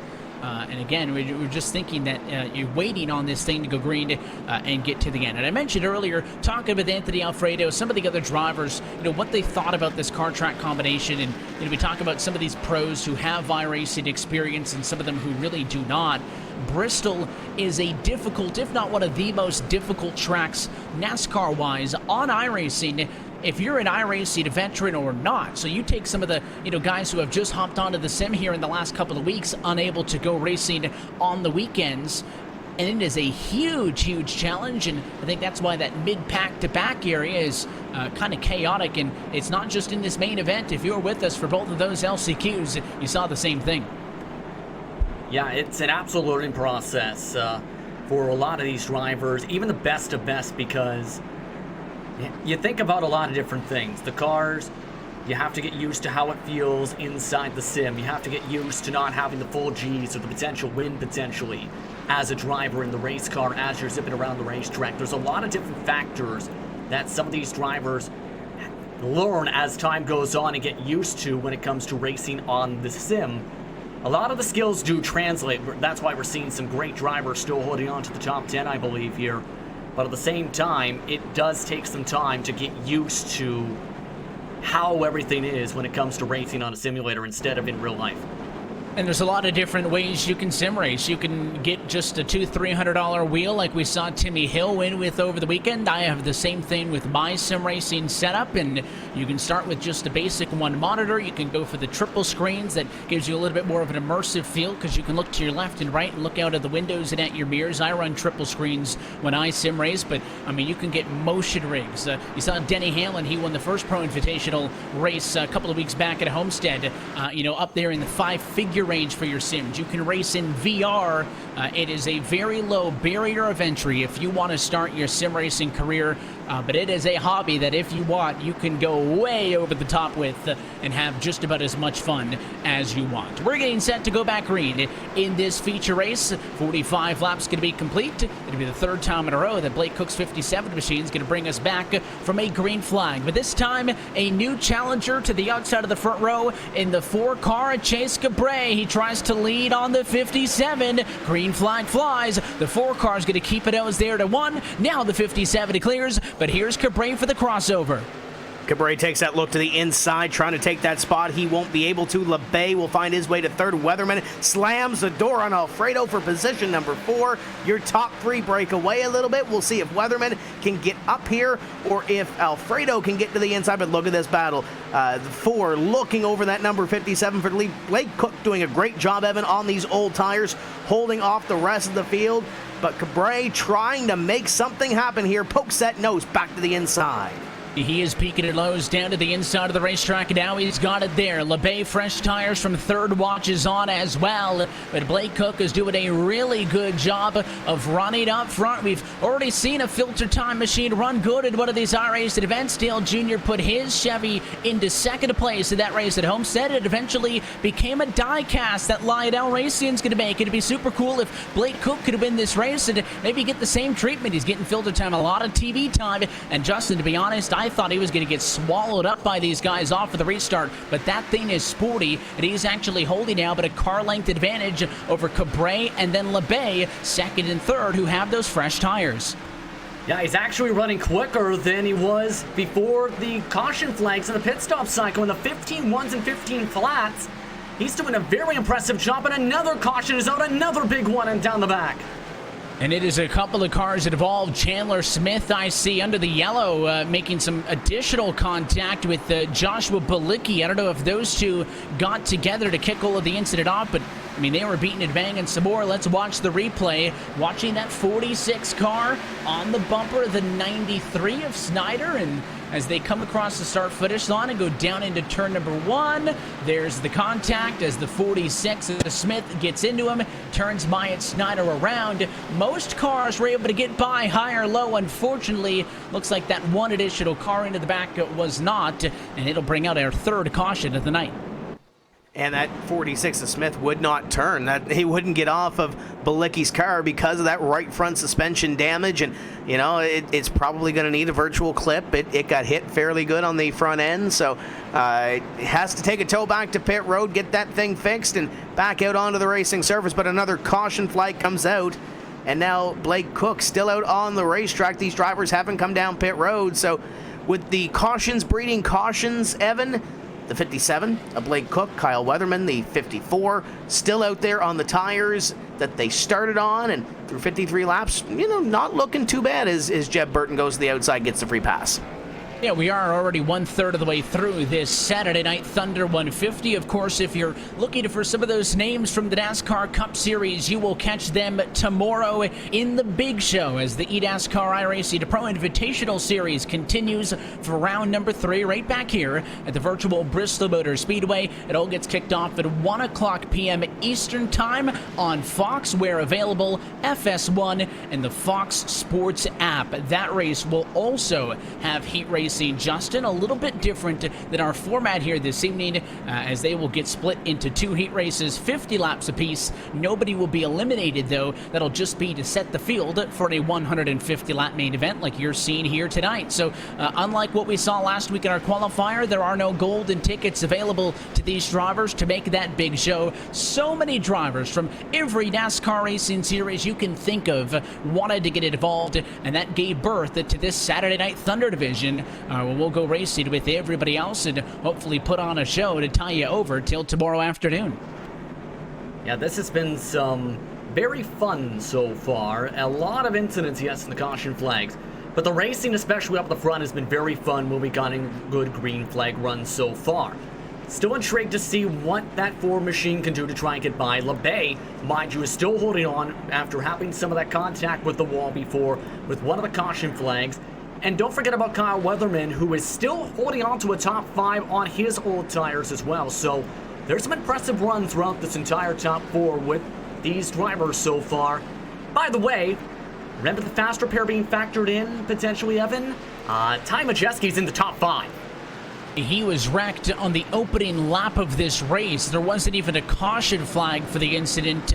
The 45 car is up into position number 5. Happy that you're with us on Race Spot TV, the iRacing Sports Network. Myself, Evan Pasoko, alongside with Tim Terry and Justin Prince as we race through this Saturday Night Thunder 150. Blake Cook has led every single lap thus far, has yet to come down to the pit lane, along with Kyle Weatherman, who stayed out still inside of the top 5, running in 4th position. Pace cars down, though. It is another picture-perfect go for the 57. It is all Blake Cook to 1 as Cabrera stays in front of Alex LeBay for 2nd and 3rd. Picture perfect for the top 3, really. They get single file into the outside line. Ty Majeski falls in behind the 54 of Kyle Weatherman, so your top 5 get single file. The first one really looking is Alex LeBay, and as I say that, we got the 4 car taking a look at the lead position. Blake Cook under fire one more time as Cabrera is on the back bumper looking to make something happen. And I think the 4 car has got the speed to do it. He just has to execute quickly. He looks to the inside. It was a little bit late of a move down into 1, so he's not able to really get alongside him. And he will try to, I think, get back up in line here, because my concern if I'm Chase Cabrera, Justin, is that if I go to the bottom and can't make it stick, that Alex LeBay behind me can fill that gap on the outside. Next thing you know, I'm pinned on the bottom. I'm stuck, and I can't do anything with it. So does Cabrera risk that by going for the race lead, or does he sit pretty in 2nd? It certainly looks like he's digging, trying to get to the inside. It really comes down to how close LeBay is. Now LeBay's close enough where if I'm Chase, I move up to the top side as soon as I can. Problem is, LeBay has just filled the hole. That was close. There it is. The Donnie car's able to get his nose to the outside, and now it's going to be tough for Cabrera to get back up there if he wants it. So side by side for 2nd as the Chevrolets run 1st, 2nd, and 3rd, and it is Alex LeBay topside who's going to challenge for P2, and he got it. So we talked about our picks. Alex LeBay was on the list, gentlemen, and Tim, he's up to 2nd position. He looks awfully sporty.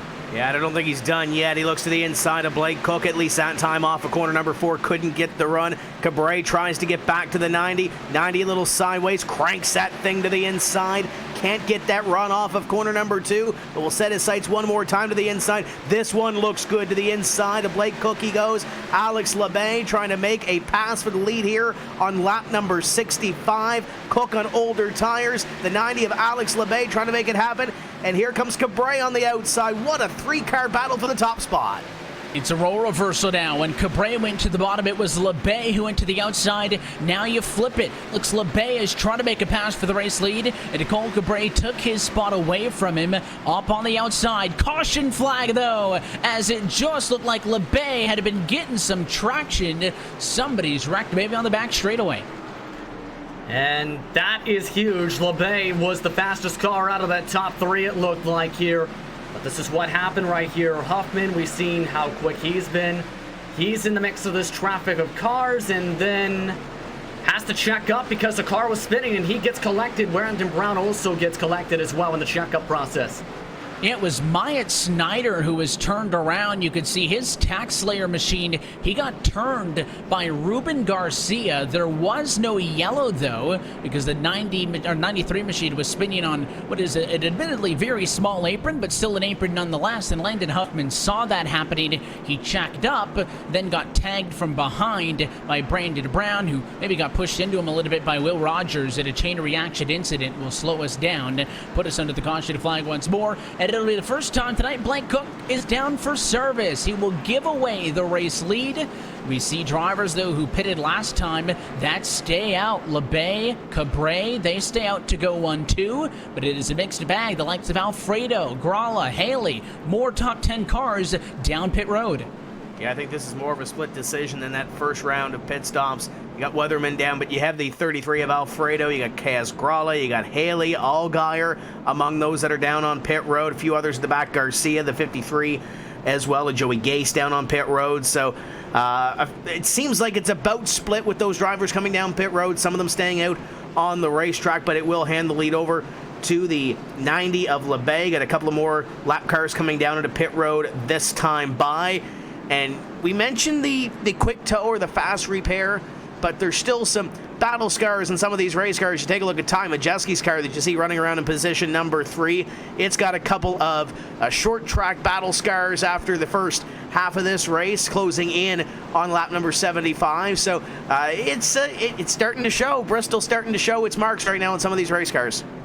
It is, and of course we talk about, in some of the heat races, we've seen the hoods flipped up on some of these. I remember some drivers have had the rear bumpers hanging off, and that is because this ARCA Menard Series styled cars on iRacing are the first oval cars to get the new damage model, which you'll see more body parts, sheet metal, and, fiberglass, whatever it is, depending on what car we're racing, hanging off and falling off of the cars. You could brake more, it'll be more visible, and of course, as that continues to get worked through, kind of being used in these machines before any others, that'll eventually probably get to the rest of the cars on the service in the future. But kind of cool to see how these things get torn up. And at Bristol Motor Speedway, Justin, I don't think we necessarily need the new damage model to tell when cars are getting beat up, because this is a racetrack that'll wear and tear on your equipment.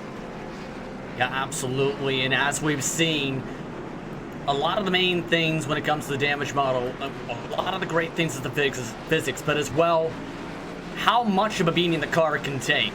These drivers, if they hit the wall too hard, if they hit a car too hard, that has been something that's absolutely affected many of these competitors tonight. Already a decent portion have had to use a fast repair at one point in this event.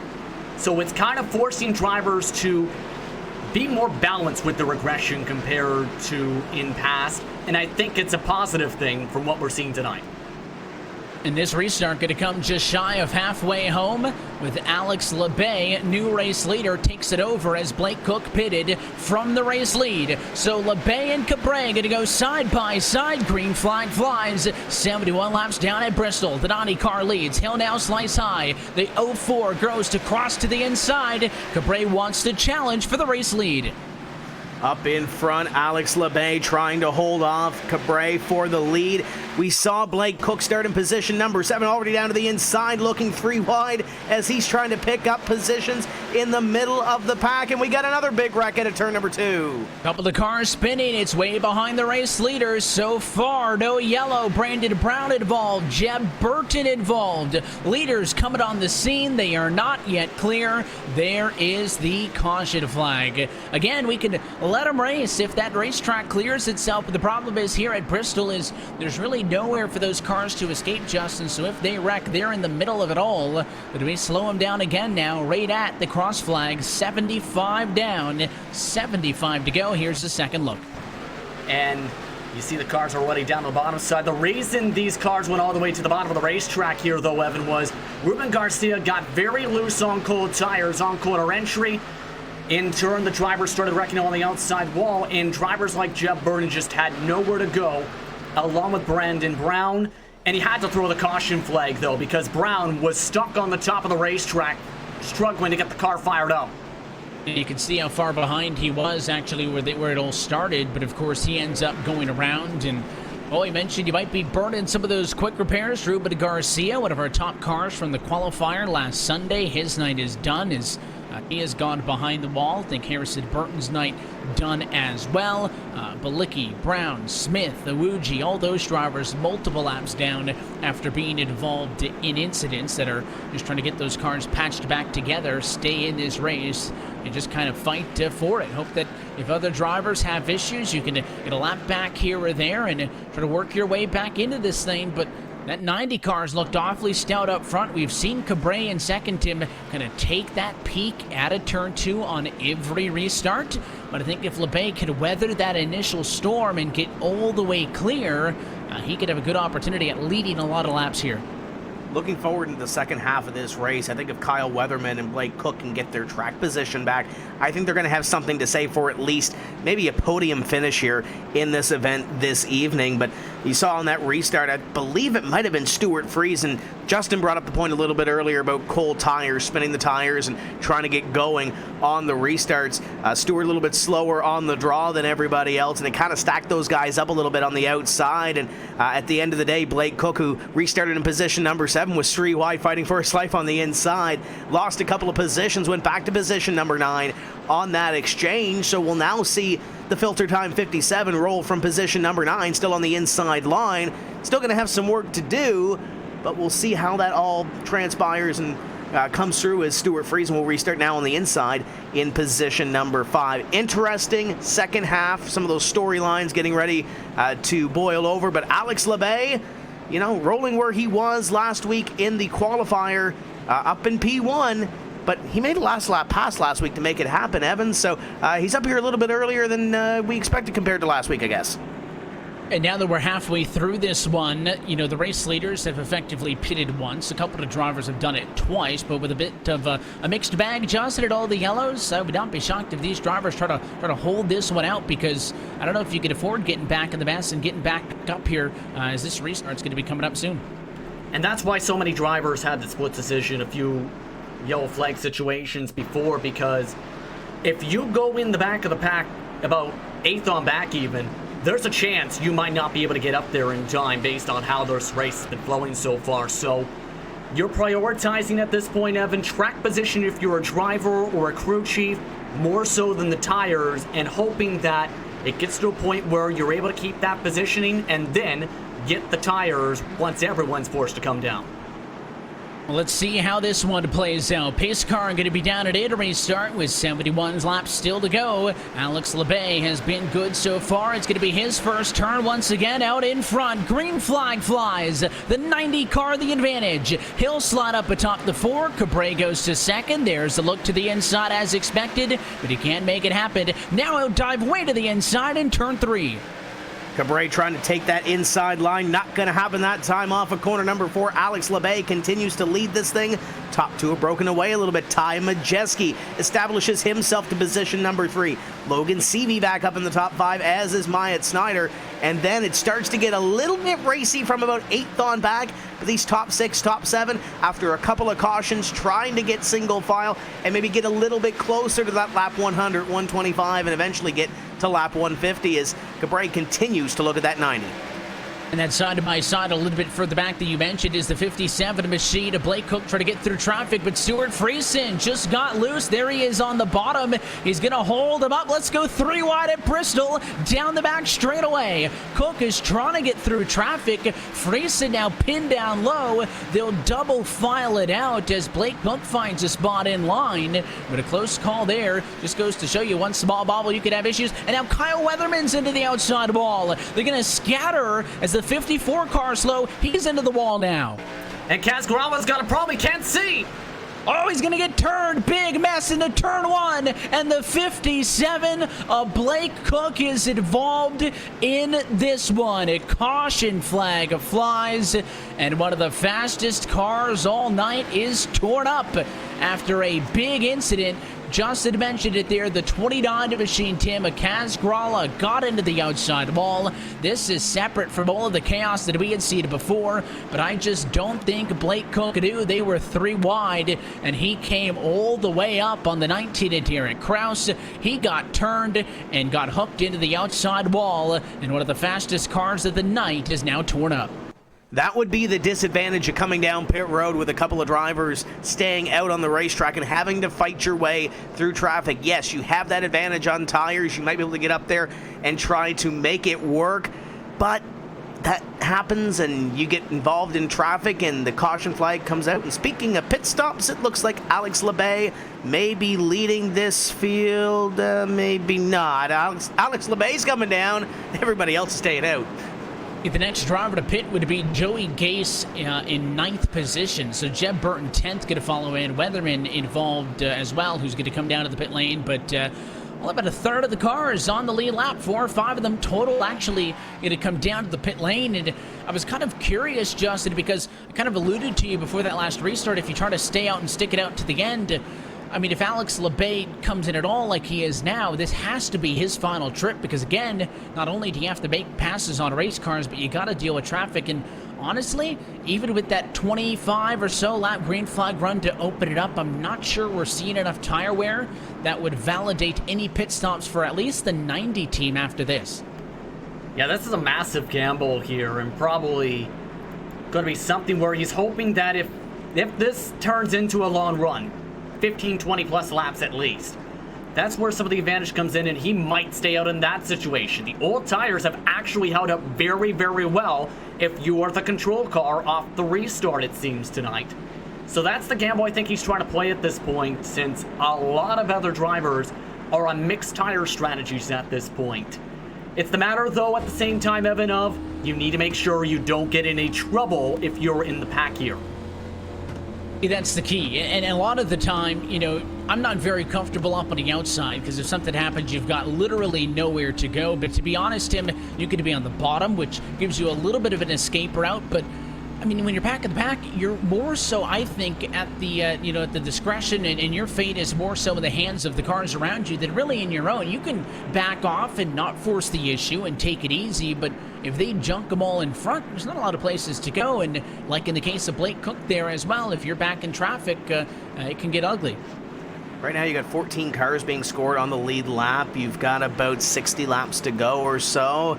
It's going to get tougher from here. These drivers, as we've seen already, trying to make those moves, maybe throw it into a position that you might not think of doing so in the first 75 laps of the race. You might start taking a little more than you would necessarily give.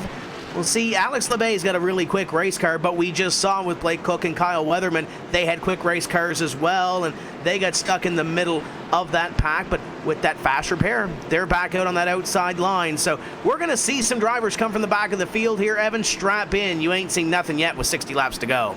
60 laps left to go on the board. A side-by-side battle with some of the iRacing veterans in Chase Cabré. And for the first time, Ty Majeski up to second position. Green flag flies. We're underway. And the 4 cars going to get a great jump down to 1 and 2. He's clear by 3-4 car lengths. Majeski trying to block for second.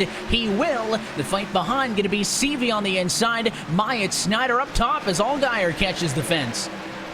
And where did Myatt Snyder come from all of a sudden here? He's got that preferred top line, but more trouble in the front stretch. So far, we're good. Race leader's going to continue. It's Jeb Burton again up against the outside wall, and the track is not clear. More cars. Burton, Awuji. Looks like those are the 2 cars that get tangled up. So we slow it down again, and no doubt we will get a second look at the replay here in just a moment. But looked like it was actually Alex Labay. Tim, watch the 90. He got sideways in traffic. It checked up Jeb Burton, who got turned by the 75 car of Huffman. Yeah, I don't think Huffman really anticipated the 8 car to slow down that much, anticipating what was going on in front of him. And Jeb Burton, wrong place, wrong time. And there's been a couple of times this evening where he's been involved in incidents that haven't really been his fault. So again, that's really how short track racing goes. Come down pit road, maybe get that thing pulled out if you don't have any fast repairs left, and go back out in the racetrack and see what you can salvage for the end of this race as we close in on that 50 lap to go mark, that 2/3 distance in this Saturday Night Thunder feature. But again, where did Myatt Snyder come from? Justin Prince already mentioned it, currently up in the top 5 and looking to make something happen here in the late stages, albeit it's got a little bit of damage to the front of that 93 car, but so far so good. That thing still turns and the thing looks quick. And the point that I was going to make under that last yellow, ran out of time, but they're so gracious to slow down again so I could get my point adjusted, is we were kind of talking during those heat races and the LCQs for the drivers that were in transfer positions. Yes, you're in, but how much did you really want to fight for another spot? Because that, of course, would affect your starting position in this main event, and kind of stressing track position. And, I think it's been a big factor of the top 12 cars in this race. I think 7 of them started in the top 12. So that, is a good stat that would indicate that if you started up front, you're going to be in a good spot. But how about Ty Majeski? Literally wrecked on the first lap of this race, did not get a caution flag, used a quick repair. He's up to second. You just mentioned Myatt Snyder, who's been running through the field. Snyder started 23rd out of 24 cars, and he's in P3 right now. So it's not to say that, well, yes, track position is important. Clearly, it's not the end-all, be-all. Yeah, you also have to make sure if you don't have track position, you don't get involved in any of the incidents. You have good wreck evasion and racecraft. Keyword, racecraft. To be able to make some of the passes too cleanly to get yourself through the field. And that's what a lot of these drivers have done. They've also been able to roll the dice strategy-wise. I wouldn't be surprised if some of these drivers don't come down one more time, honestly, with the way this race has gone for tires, the way this is flowing, and they keep their positions that way. So it's just worked out for a lot of these competitors where strategy, wreck avoidance, and the pace has just worked out to their favor to stay up towards the front now. And it seems like, a long time ago, once upon a time, Tim, that we saw the opening 30 laps of this race go green, and that's because even though there was a wreck, track was clear, so we could keep the caution flag in the back pocket, that this race was wide open, but it seems now that it is going to get down to the nitty-gritty as the lights are back out on top of the pace truck. Yeah, you really got to grind your way into that lap 150 mark and stay up there, do what you have to keep your track position up there. Mentioned off that last restart, and I'll mention it again, you might take a little more now than you're going to give in these next 50 laps of competition, because everybody wants to take a checkered flag on a short track Saturday night, right? Definitely in front of everybody tuning in and against some of the best that NASCAR has to offer in some of its development series. Everybody here wants to, of course, drive a cup car one day. The pace car is off and in. Chase Cabre on the gas. He gets a really good race start, and Ty Majeski caught sleeping. Here comes Snyder up the inside. He'll go for the slide job across the nose. Oh, and Majeski's into the wall. Hard hit for the 45. He hangs on. What a great save by Majeski to keep that car straight. Now I'm worried, though, how that car is going to be handling with that significant hit. Everybody's trying to take advantage of this. It seems, though, Majeski may have kept some speed in it after that contact. It was good enough to hold off Logan Seavey. The 67 car peeked to the inside, but wasn't able to make the move. That was a hard slap to the wall, and in fact, Majeski's going to keep on going, so much so that he wants to fight for second. The battle rages on behind, but Ty Majeski looking to the inside of Myatt Snyder, trying to take P2 right back from him, and Tim curious if he'll put the bumper to him, because Myatt cut that awfully close, coming across his nose at a turn 2 that loosened him up to begin with. And he goes to the inside to allow Majeski to get to the outside, side by side for position number 2. Almost a little contact there as they went down the straightaway. But if you're Ty Majeski, you have what you have right now. Even if you do have a little more damage on that right-hand side, you've got what you have. Dig deep. But now he's going to dig a little bit deeper. Cabre has been really strong all night long. Now a second back to Ty Majeski. We'll see what he has if we get some green flag laps here. And knock on wood, looking so far so good through 103.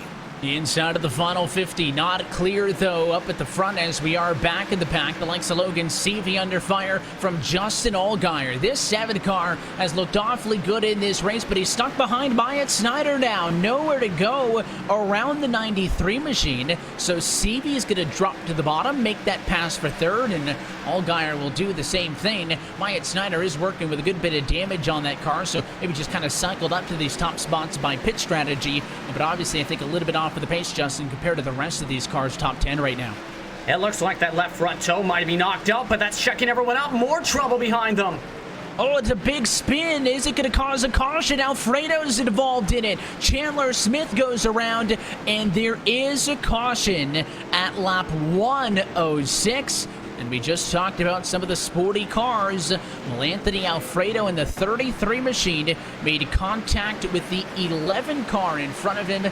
Take a look on the replay here. They're going to go off and into the corner. The 57 dives low, and I think Alfredo just contact. Hard to tell, Tim, if it was the 33 coming up the hill or Blake Cook going down the banking, but either way, not Blake Cook, sorry, the 10 adjusted Haley who came down, but they made contact, and then Blake Cook did get a piece of damage. That 57 car, not a huge part of the wreck, but the second time tonight he's been in an incident. We've mentioned already this evening anticipation. Stuart Friesen got into the back bumper of that number 33, and there's another look through Chandler Smith's car, the JBL Audio number 46, as he gets it righted again. These drivers trying to anticipate what's going to happen in front of them. They were all trying to get by Myatt Snyder, and they all checked up, and that's what happens. Brings out the caution flag here with less than 50 laps to go in this race, and it looks like your leader staying out on the racetrack, at least your front few. I'm interested to see Ty Majeski, see what he can do on this restart with Cabre, because he was into the wall a little bit earlier. You look at those two race cars up there, Evan. You look at that 4, it looks pretty pristine up in front. The 45's got damage, I think, on 3 of the 4 corners, but it's a short track race. He's still digging and doing a fine job up there in position number 2. I'm amazed that Chase was able to get through traffic and keep that race car how it's looking. But a big, direct has come down from the tower, Justin. The next restart will be a single file restart. That directive coming down from race control. So that gives a huge advantage, not only to Cabre, who I think would have been able to maintain the race lead, but to Majeski, who probably would have had to deal with Seavey. And, Seavey, who would have had to deal with Allgaier. Single file is really going to change the complexion of the next restart. Yeah, it absolutely is. And the reason drivers sometimes go around to this point, or series such as this, is it ends up in turn leading to cleaner restarts. The problem's going to be now trying to be able to set things up to get passes. Everybody's now going to be able to restart up on the top side, and this is going to make it intriguing to see what Chase Cabre does. If he tries to dive in the corner and get it launched off the banking, or if he tries to go right up against the wall, try and stack up the field. There's a couple different ways he can now take this.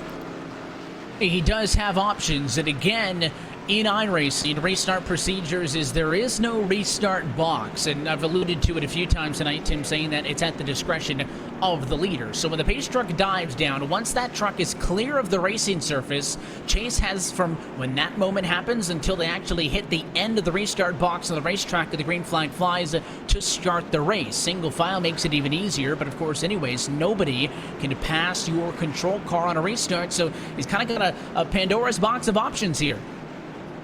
And we'll see what happens with Ty Majeski on the outside, or on the back end, I should say, as we mentioned, single file restarts. Now it's an anticipation from Ty Majeski. When does that 4 car go, and how long does he have that, or wait before the pace truck pulls off, the green flag comes out? Ty Majeski right now in position number 2, and even if we do have a couple of more restarts, Evan, he might learn something here for those restarts upcoming. Logan Seavey and the rest of the field trying to maybe figure out what that 4 car is going to do strategy-wise on these restarts. This one's going to come with 39 laps to go. You'll see they'll get right up against the wall and rim ride. But the 4 car gets going. A little bit of tire spin, but Cabre is good. Off into turn 1. We're back green at 39 laps to go. Majeski stays second. Seavey in third. The single file give a lot of space, but Snyder's into the outside wall down the back. And that might be some of that suspension damage for the 93 that really is causing him to struggle like this. You see that left front toe currently knocked on forward and out of the fender. He is a couple tenths off the pace, it looks like. He's struggling apex off. And he gets passed by the 29 machine. So up in front of him is Kaz Gralla. There's the 90 of Alex LeBay. One of the best cars all night. Opted to pit in the second half of this race. Gave up a ton of track position. He's up to 7th with a long way to go still. Weatherman going to be the next driver to fight with Myatt Snyder behind. But Alex LeBay searching for a pass on the 29. LeBay trying to make that move on Kaz Gralla to pick up one more spot in behind him. Weatherman picks up position number 8 and gets a little bit closer towards the front of the field. LeBay trying that inside line on Gralla. The 11 of Justin Haley right ahead of them. So make it a battle for 5th as they continue to fight around here on lap 116. He's finally got the inside positioning. LeBay got fresh tires again, Justin, the last time down pit road. That's probably the only reason why he's making the inside look so easy. He's got it. LeBay gets around Gralla, who tried to force the nose back up there after I thought the battle was done with. LeBay does win out, and next on deck would be Justin Haley, a top 5 spot. And you can just see how much those fresher tires are giving him a launch off the corners and be able to diamonding ride the bottom line much better than what we've seen from anybody throughout this night tonight. One thing that's also helping, the track temperature has dropped from the start by about 10 degrees Fahrenheit. The grip levels have gone up, especially with the amount of rubber on this racetrack. LeBay is using that to his advantage to run away from 6th on back. He is. He's trying to get some separation, and that's exactly what Alex LeBay wanted. Behind him, Gralla going to get to the inside of Haley. This fight for 6th on the racetrack, but it looks like it's going to be the 54 of Weatherman filling that vacancy up behind the 11 on the outside to take the spot away. And I think Gralla may just have to settle for P8 by the time this exchange is done with. Last time by, race leader Chase Cabray ran a 15.188 second lap time. That was slower than the 15.099 by Alex LeBay, but he is 2.1 seconds behind the race lead in 5th position, running out of time, Tim Terry, to close the gap. When does the good give up on those new tires, and how much grief does the traffic give Alex LeBay as he goes through? If this thing stays green, the 7 of Justin Allgaier next up on the list as he tries to mount a charge for position number 4. Alex LeBay takes a look to the inside, nothing doing there, tucks back in behind the 7.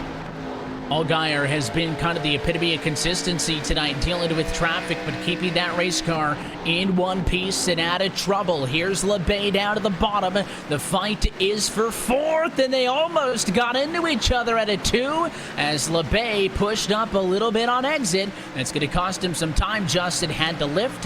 He'll reset now from a car length back.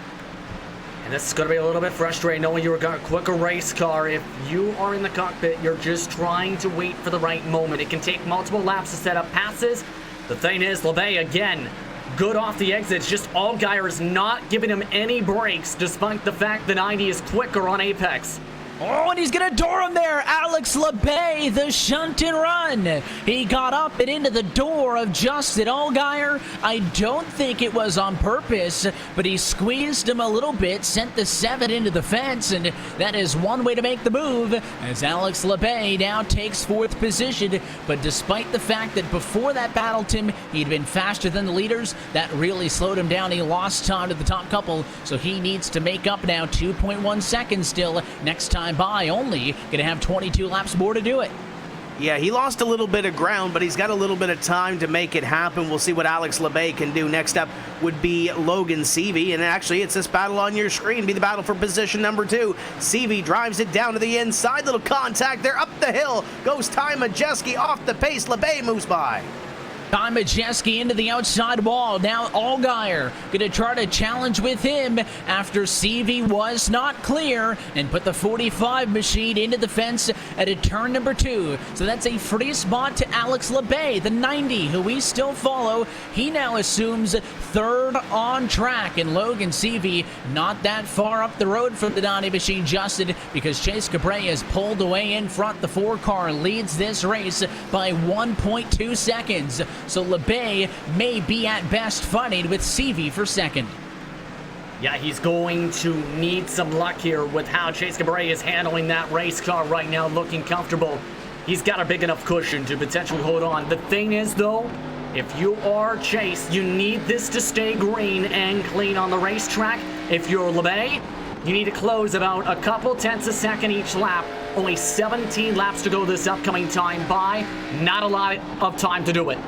And with the onboard shot with LeBay, that all-white car in front of is Logan Seavey. That's the car in second position. Seavey's kind of picked up the speed just a little bit here, so it's not like LeBay is walking all over him. You can also see on these onboard shots that further up the road, yes, that is race leader Chase Cabre with that yellow spoiler. So that's a look from third up to second, up to first. And with a lot of cars wrecked out of this race, Tim, not a ton of traffic to deal with, unlike what we saw earlier on tonight. The question is, how much does Cabre have in reserve to try to really step it up in those final 10 laps or so if we get there under the green flag? LeBay needs about a tenth a lap, and he's getting it right now. He's under a second between himself and the leader. But yes, he has Logan Seavey there as well. Seavey trying to close the gap in on your leader. We're going to have a three-way dance for this lead before it's all said and done. We saw a little bit earlier, though, with Alex LeBay. It might not have been by choice, but you got to do what you got to do to win at a short track, especially here at Bristol. Could we see a little bit of the chrome horn and maybe a little hip check come out? Battle for the lead. Stevie's going to go to the inside of Cabre. He'll slide job up in two. Cabre looks to the inside to cross him over. He's got a nose. But up top, Logan Seavey. He'll put the hammer down at a 4. New race leader at 12 laps to go. And for the first time tonight, it is Logan Seavey in control. It looked like Chase Cabre was on cruise control, but he came way back, lost a lot of pace in the last 10 laps. And as Seavey tries to run away with this one, LeBay needs to pass Cabre for second if he wants a seat at the table. And remember that earlier discussion we had, if you try and go fast on the short run, Chase was one of those drivers who pushed a lot, and now we're seeing the results. If you push too hard, his tires have fallen off a cliff. 2/10 slower than Logan Seavey at this point. And still, you have LeBay that's charging too. If you're LeBay, you need to get by quickly, and you might have one last shot to get by Seavey. Time is ticking, though. Inside of 10 laps to go for the virtual Bristol Motor Speedway here for Saturday Night Thunder. Seavey running away. LeBay on the fresh tires. Can't get up to the 4 like he would like to. And that number 67 on top is trying to run away with this one, Tim. We mentioned off at the top, though, if necessary, up to 3 attempts at a green-white checkered finish. So Logan Seavey is going to be sweating, not until he gets to the white flag. And he is pulling away from this battle for position number 2. Alex LeBay, once he got to the back bumper of Cabre, he hasn't been able to make any moves, any inroads on this battle for position number 2. It's been about 2 car lengths or so between your second and third place drivers, and Logan Seavey inching away, driving away with Saturday Night Thunder as they come down this time with 6 to go. Lap traffic in front. There is some side-by-side about a half a straightaway ahead should they catch them. Cabre still only 5/10 off of the 67, so Logan Seavey doesn't have much of a buffer if he were to make a mistake, because not only Cabre but LeBay as well there in third would be right there to fight to pick up the pieces. But Logan Seavey, who started this race in 4th position, finished second in his heat race to qualify into the main show, is now 4 laps away from a checkered flag. All he needs to do here, Evan, is get through the traffic cleanly. He's got 3-4 lap cars in front of him, and then it's clean sailing. As long as the traffic moves to the bottom of the racetrack, I think this is Logan's race to lose as long as this stays green. And that's what he wants, is this to stay green. He doesn't want any problems. Popsicle Stick's going to be in the air the next time by as he rockets down the back straightaway, Tim. The advantage to Cabre now growing to 7/10 of a second. And that battle for second intensifying a little bit, but the 90 of Alex LeBay's lost a little bit of ground on position number 2. It's all Logan Seavey up in front as he'll come by this next time and take that white flag, getting closer to a win on Saturday Night Thunder. Second to last time at a 4. White flag presented by iRacing. He's got to get to the inside of traffic. Navigates around Gralla. Logan Seavey for the final time from Bristol Motor Speedway. He'll go into 3 and 4, clear the rest, and Saturday Night Thunder belongs to Logan Seavey. What a drive for Logan Seavey in this one. He showed some great pace, kept inside the front of the field much of the day today. And in the end, he comes away winning Saturday Night Thunder. What a great performance from the Dirt and Arkham and R Series driver. They were wrecking across the start-finish line as Chase Cabre came up on traffic. None of that was for position. He maintained second. Let's take a look at your iRacing full race results from the Saturday Night Thunder 150. It is CV winning over Cabre and LeBay second and third. Anthony Alfredo, great bounce back for a fourth place finish. Kyle Weatherman finishes in fifth with Ty Majeski, Justin Allgaier, Blake Cook, Joey Gase, and Jeb Burton finishing inside of your top 10. A lot of fast cars finished there, Tim, but also some drivers who had to deal with a lot tonight. Yeah, we had some drivers that really were digging at the end. Justin Haley finished 1 lap down. Stuart Friesen finished 2 laps down. Landon Huffman had a tough start to the race, 2 laps down.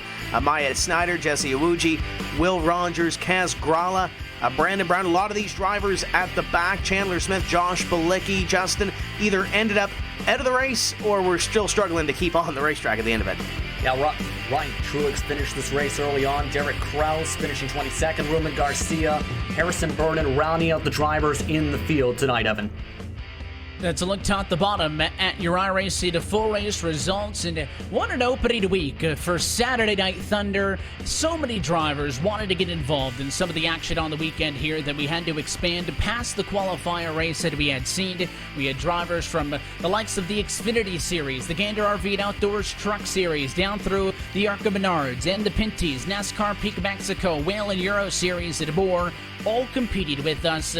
We raced through heat races, whittled it down to a 24-car main event, and in the end, it is Logan Seavey who heads to victory lane here tonight from Bristol Motor Speedway. Tim, I think a fantastic event to get these ARCA Menard Series cars out on track at Bristol. A great teaser for tomorrow's big show. Yeah, some great short track racing that we saw here this evening, and it really sets the table for tomorrow's Pro Invitational iRacing Series on Fox. And Logan Seavey putting on a great run at the end. Alex LeBay charged hard, but just ran out of tires and used up everything that he had to try to get up onto the podium and catch that number 4 of Cabre. What a run at the end. Some green flag racing. We saw some tempers flaring and some fenders flying, and at the end of the day, it's all short track racing at Bristol, and the big boys are going to do it all over again tomorrow on Fox. They will, and you're not going to want to miss that one at 1 o'clock p.m. Eastern Time on Fox FS1 and the Fox app. But right now, we are going to try to catch up with tonight's race winner from Bristol Motor Speedway. Let's see if we can dial up the driver of the 67 machine. Logan, you got a copy? I got you. Well, hey, congratulations on the win. You started off strong, advancing right in through your heat race, but just tell us about this main event. 150 laps against some of the biggest names, not only in kind of short track racing across the country, but definitely here on the surface. And at the end of the day, you parked the 67 in victory lane. Congrats. Thank you. Yeah, it was a long race. I think we all kind of knew that was coming. You know, I think we all were prepared for a lot of cautions early, and I kind of put myself in a good spot, and my team put me in a good spot. We were in third on fresh tires, and I thought we were going to come out with the lead and ended up crashing. I thought that was going to be the end of our day, but we were able to switch strategies around and kind of ride around on the back most of the day, and really just save tires and pit as much as we could. And like I said, the last 50 or 60 laps, I knew we weren't coming in, so I just saved until the last 20 or 30, and I knew I had enough to run down Chase and Ty there, so I just went hard when I needed to push. And like I said, I got a lot of spotters and crew chiefs in this race that were making the calls and spotting and telling me the pace I needed to run. So I just can't thank Chase Briscoe and Chris Wheeler and Chase Rodman enough for helping me out there. Of course, it ends up well because you're in victory lane. Just tell us what it was like competing in this kind of event. Obviously, familiar names all in and around you, guys that you're very familiar with, and to be able to come out and put on a show in a stock car at Bristol in front of a lot of NASCAR fans must have been fun. Yeah, I didn't even know I was going to run this race until one of the day or two ago, and Austin Craven and Team Dillon got me kind of hooked up and got me connected with some people with iRacing, and I was able to get into this race. I've started a couple NASCAR races, and I've raced against most of the field, I'd say, regardless if it was super late models or ARCA or trucks or whatever. But to come on here and like I said, it's kind of a last minute deal. Only got a couple laps of practice really compared to some of these guys, and to be able to beat Ty and Chase and some of these guys that are really good on this game is it's pretty cool and pretty fun. Just gotta thank NASCAR and everybody who put this on. One of my favorite things about this event is to see drivers like yourself and other drivers from all throughout the ranks of racing compete and to get an opportunity to go at some of the best of the best. So for those who tuning in tonight who may not be that familiar with you, just tell everybody what you're up to and where they can keep up with you for the racing season. Yeah, definitely this year, we're full-time USAC National Sprint cars and basically the whole USAC National Midget Series also. So, all my socials are just Logan_CV. As soon as we do get back racing, we'll be really busy traveling the whole country doing that deal. And still looking for some stock car stuff to get back into the stock car side of things. But for now, just focused on like I said, the dirt stuff. That's my main job right now. That's my main goal. So just working as hard as I can on that. And I think we're all kind of waiting on the same thing, just waiting to go back racing. And luckily enough, we have, iRacing to fill some time and, fill that racing void that I think pretty much all of us are having right now. I think tonight's a good indication you can still wheel a stock car, so hopefully you get an opportunity, Logan, soon. But good luck for the rest of your racing season, as you mentioned, when we do finally get to it. But as well, thanks for hanging out with us on a Saturday night. Congratulations on the win, and hopefully we'll catch up with you soon. Thank you. I appreciate it. The race winner tonight for the Bristol Motor Speedway, Logan CV, checkered flag, and the winner of the Saturday Night Thunder 150. We'll kind of continue down the running order. Chase Cabray came home in second position in this one, and Tim, you're standing by with the driver, the 04. See if we can't catch up with Chase Cabray finishing in position number 2. Chase, end of the race, lots of green flag racing. What else did you need inside that race car to try to keep ahead of Logan Seavey? I think some tires. I stayed out. When Alex pitted, I think it was about 110 to go. Maybe I'm way off on my math, but I know I faked Alex in at one point. Me and Ty both stayed out, and I think in the end it hurt us. I was so nervous to get behind the 8-ball and get behind cars that it was so hard to pass, and I didn't know how long the green flag runs were going to be. So if we would have kept those cautions going, I would have been able, I think, to keep it out front. But just having so many laps on the tires, all the heat build up, it just kind of really screwed me in the end. You've been on this iRacing service for a while. This race car, this ARCA Menards race car, just got a new damage model. But compared to the rest of your counterparts on the racetrack, your car looked fairly clean. How cool is it to drive this race car here on the stage on a Saturday Night Thunder show? It's really cool. I'm really appreciative of everything that iRacing is doing right now for across the board. World of Outlaw, the NASCAR stuff, the IndyCar stuff. It's really cool to see iRacing step up and give the fans something to watch during this break that we have from real racing. So it was really cool to be able to be a part of the Saturday Night Thunder, and I can't wait to be able to get next week.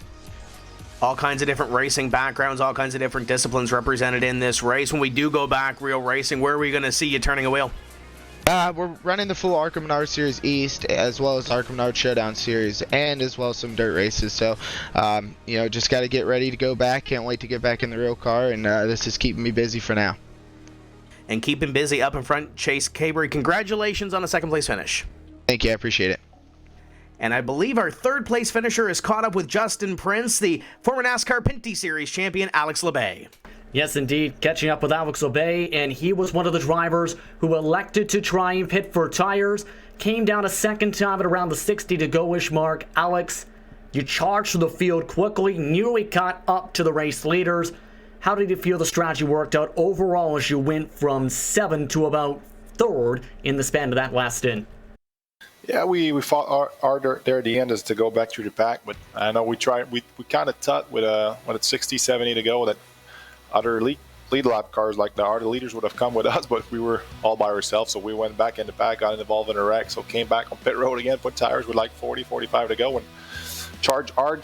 We knew we had speed, but it was whenever you get too far in the pack, I had to charge a little too hard and burn my right front a lot, trying to pass cars on the bottom. It's really tough to pass at Bristol with this temperature. It's not a one groove track, but pretty close to it. So trying to charge through the pack, I used my right front a little too much and ran out of right front there at the end. But it was a lot of fun, a lot of hard racing, and still a decent P3. I'm pretty happy with it. Yeah, you looked like one of the contenders throughout the night tonight. How was the car, in your opinion? Because you look like one of the best drivers to be able to get around this circuit, whether you were in the mid-pack or whether you were at the front of the field. Yeah, I was running a little lower groove than most of the guys, and that's why I could when I was probably like, let's say like 2/10 quicker than a guy, 10.5 to 2/10 quicker than a guy, I could pass him on the bottom. But I mean, cars that were pretty much the same speed as I had, it was pretty tough to pass on in the middle group, because the top was really good. But that's probably made that probably helped me a little bit, because I had a little different groove, a little lower groove than most of the guys. That's probably what helped me a little bit through the traffic tonight.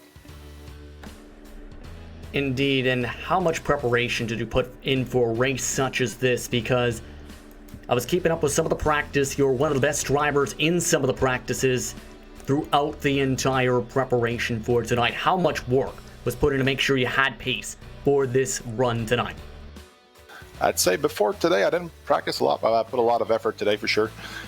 Me and Ty, we were pretty much always in the same servers and trying to match speed. I think being a raw speed, we were pretty good. I don't know what happened in qualifying. Track changed a lot, and we just couldn't nail a good lap. But we knew raw speed, we were really good. But on that long run, I think we were pretty decent. But there at the end, like I said, we just had to drive a little too hard and burn that right front. But now I'd say I probably put 300 to 400 laps today on Bristol, just to get ready for that race. Because I mean, with the competition we had tonight, we had to be on our toes for sure.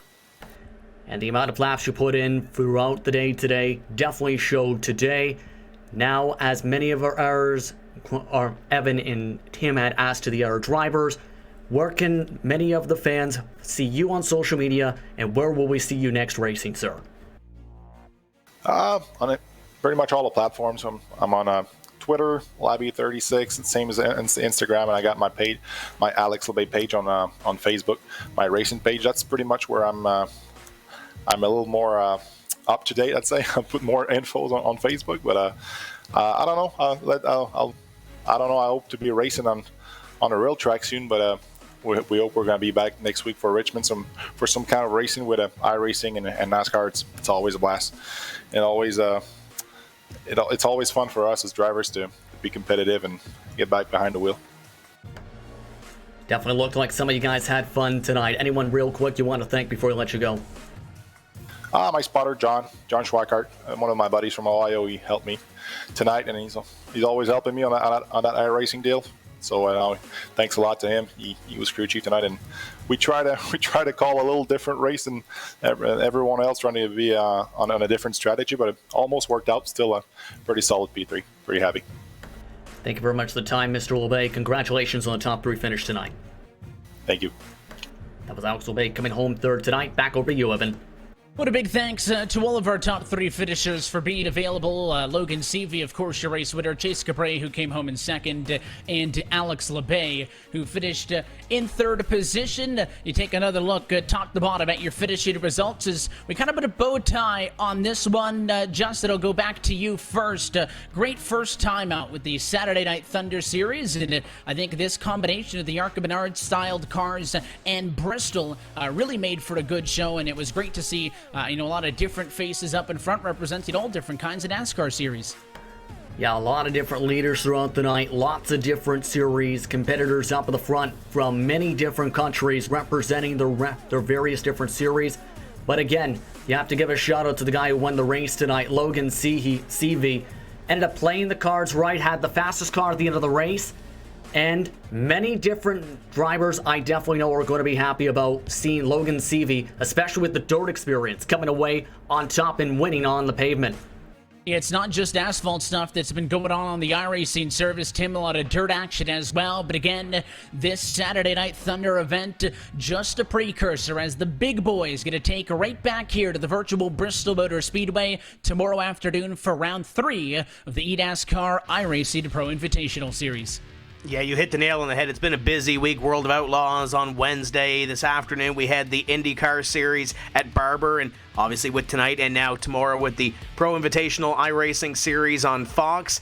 It's been a busy week. It's been some great racing. If you haven't already, hop on iRacing yourself and do some racing. I know I'm probably going to dig the wheel out tomorrow evening after we see the big boys do their job at Bristol. But congratulations to Logan Seavey and the rest of the field. Some great short track racing here tonight at Bristol. Can't wait to see what transpires tomorrow on Fox.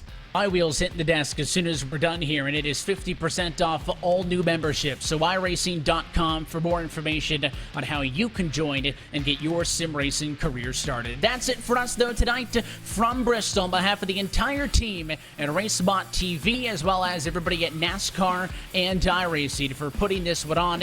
For your broadcast team tonight, for downstairs, we got Hugo Luis on the call with Tim Terry, Justin Prince, and myself, Evan Pasoko. I want to thank you for tuning in and congratulate Logan Seavey as your race winner from the last Great Coliseum. You don't want to miss, though, tomorrow afternoon, round number 3 of the 2020 eNASCAR iRacing Pro Invitational Series on Fox FS1 and the Fox Sports app. Until next time, we bid you good night from Bristol. We'll catch you next time for the Saturday Night Thunder Series.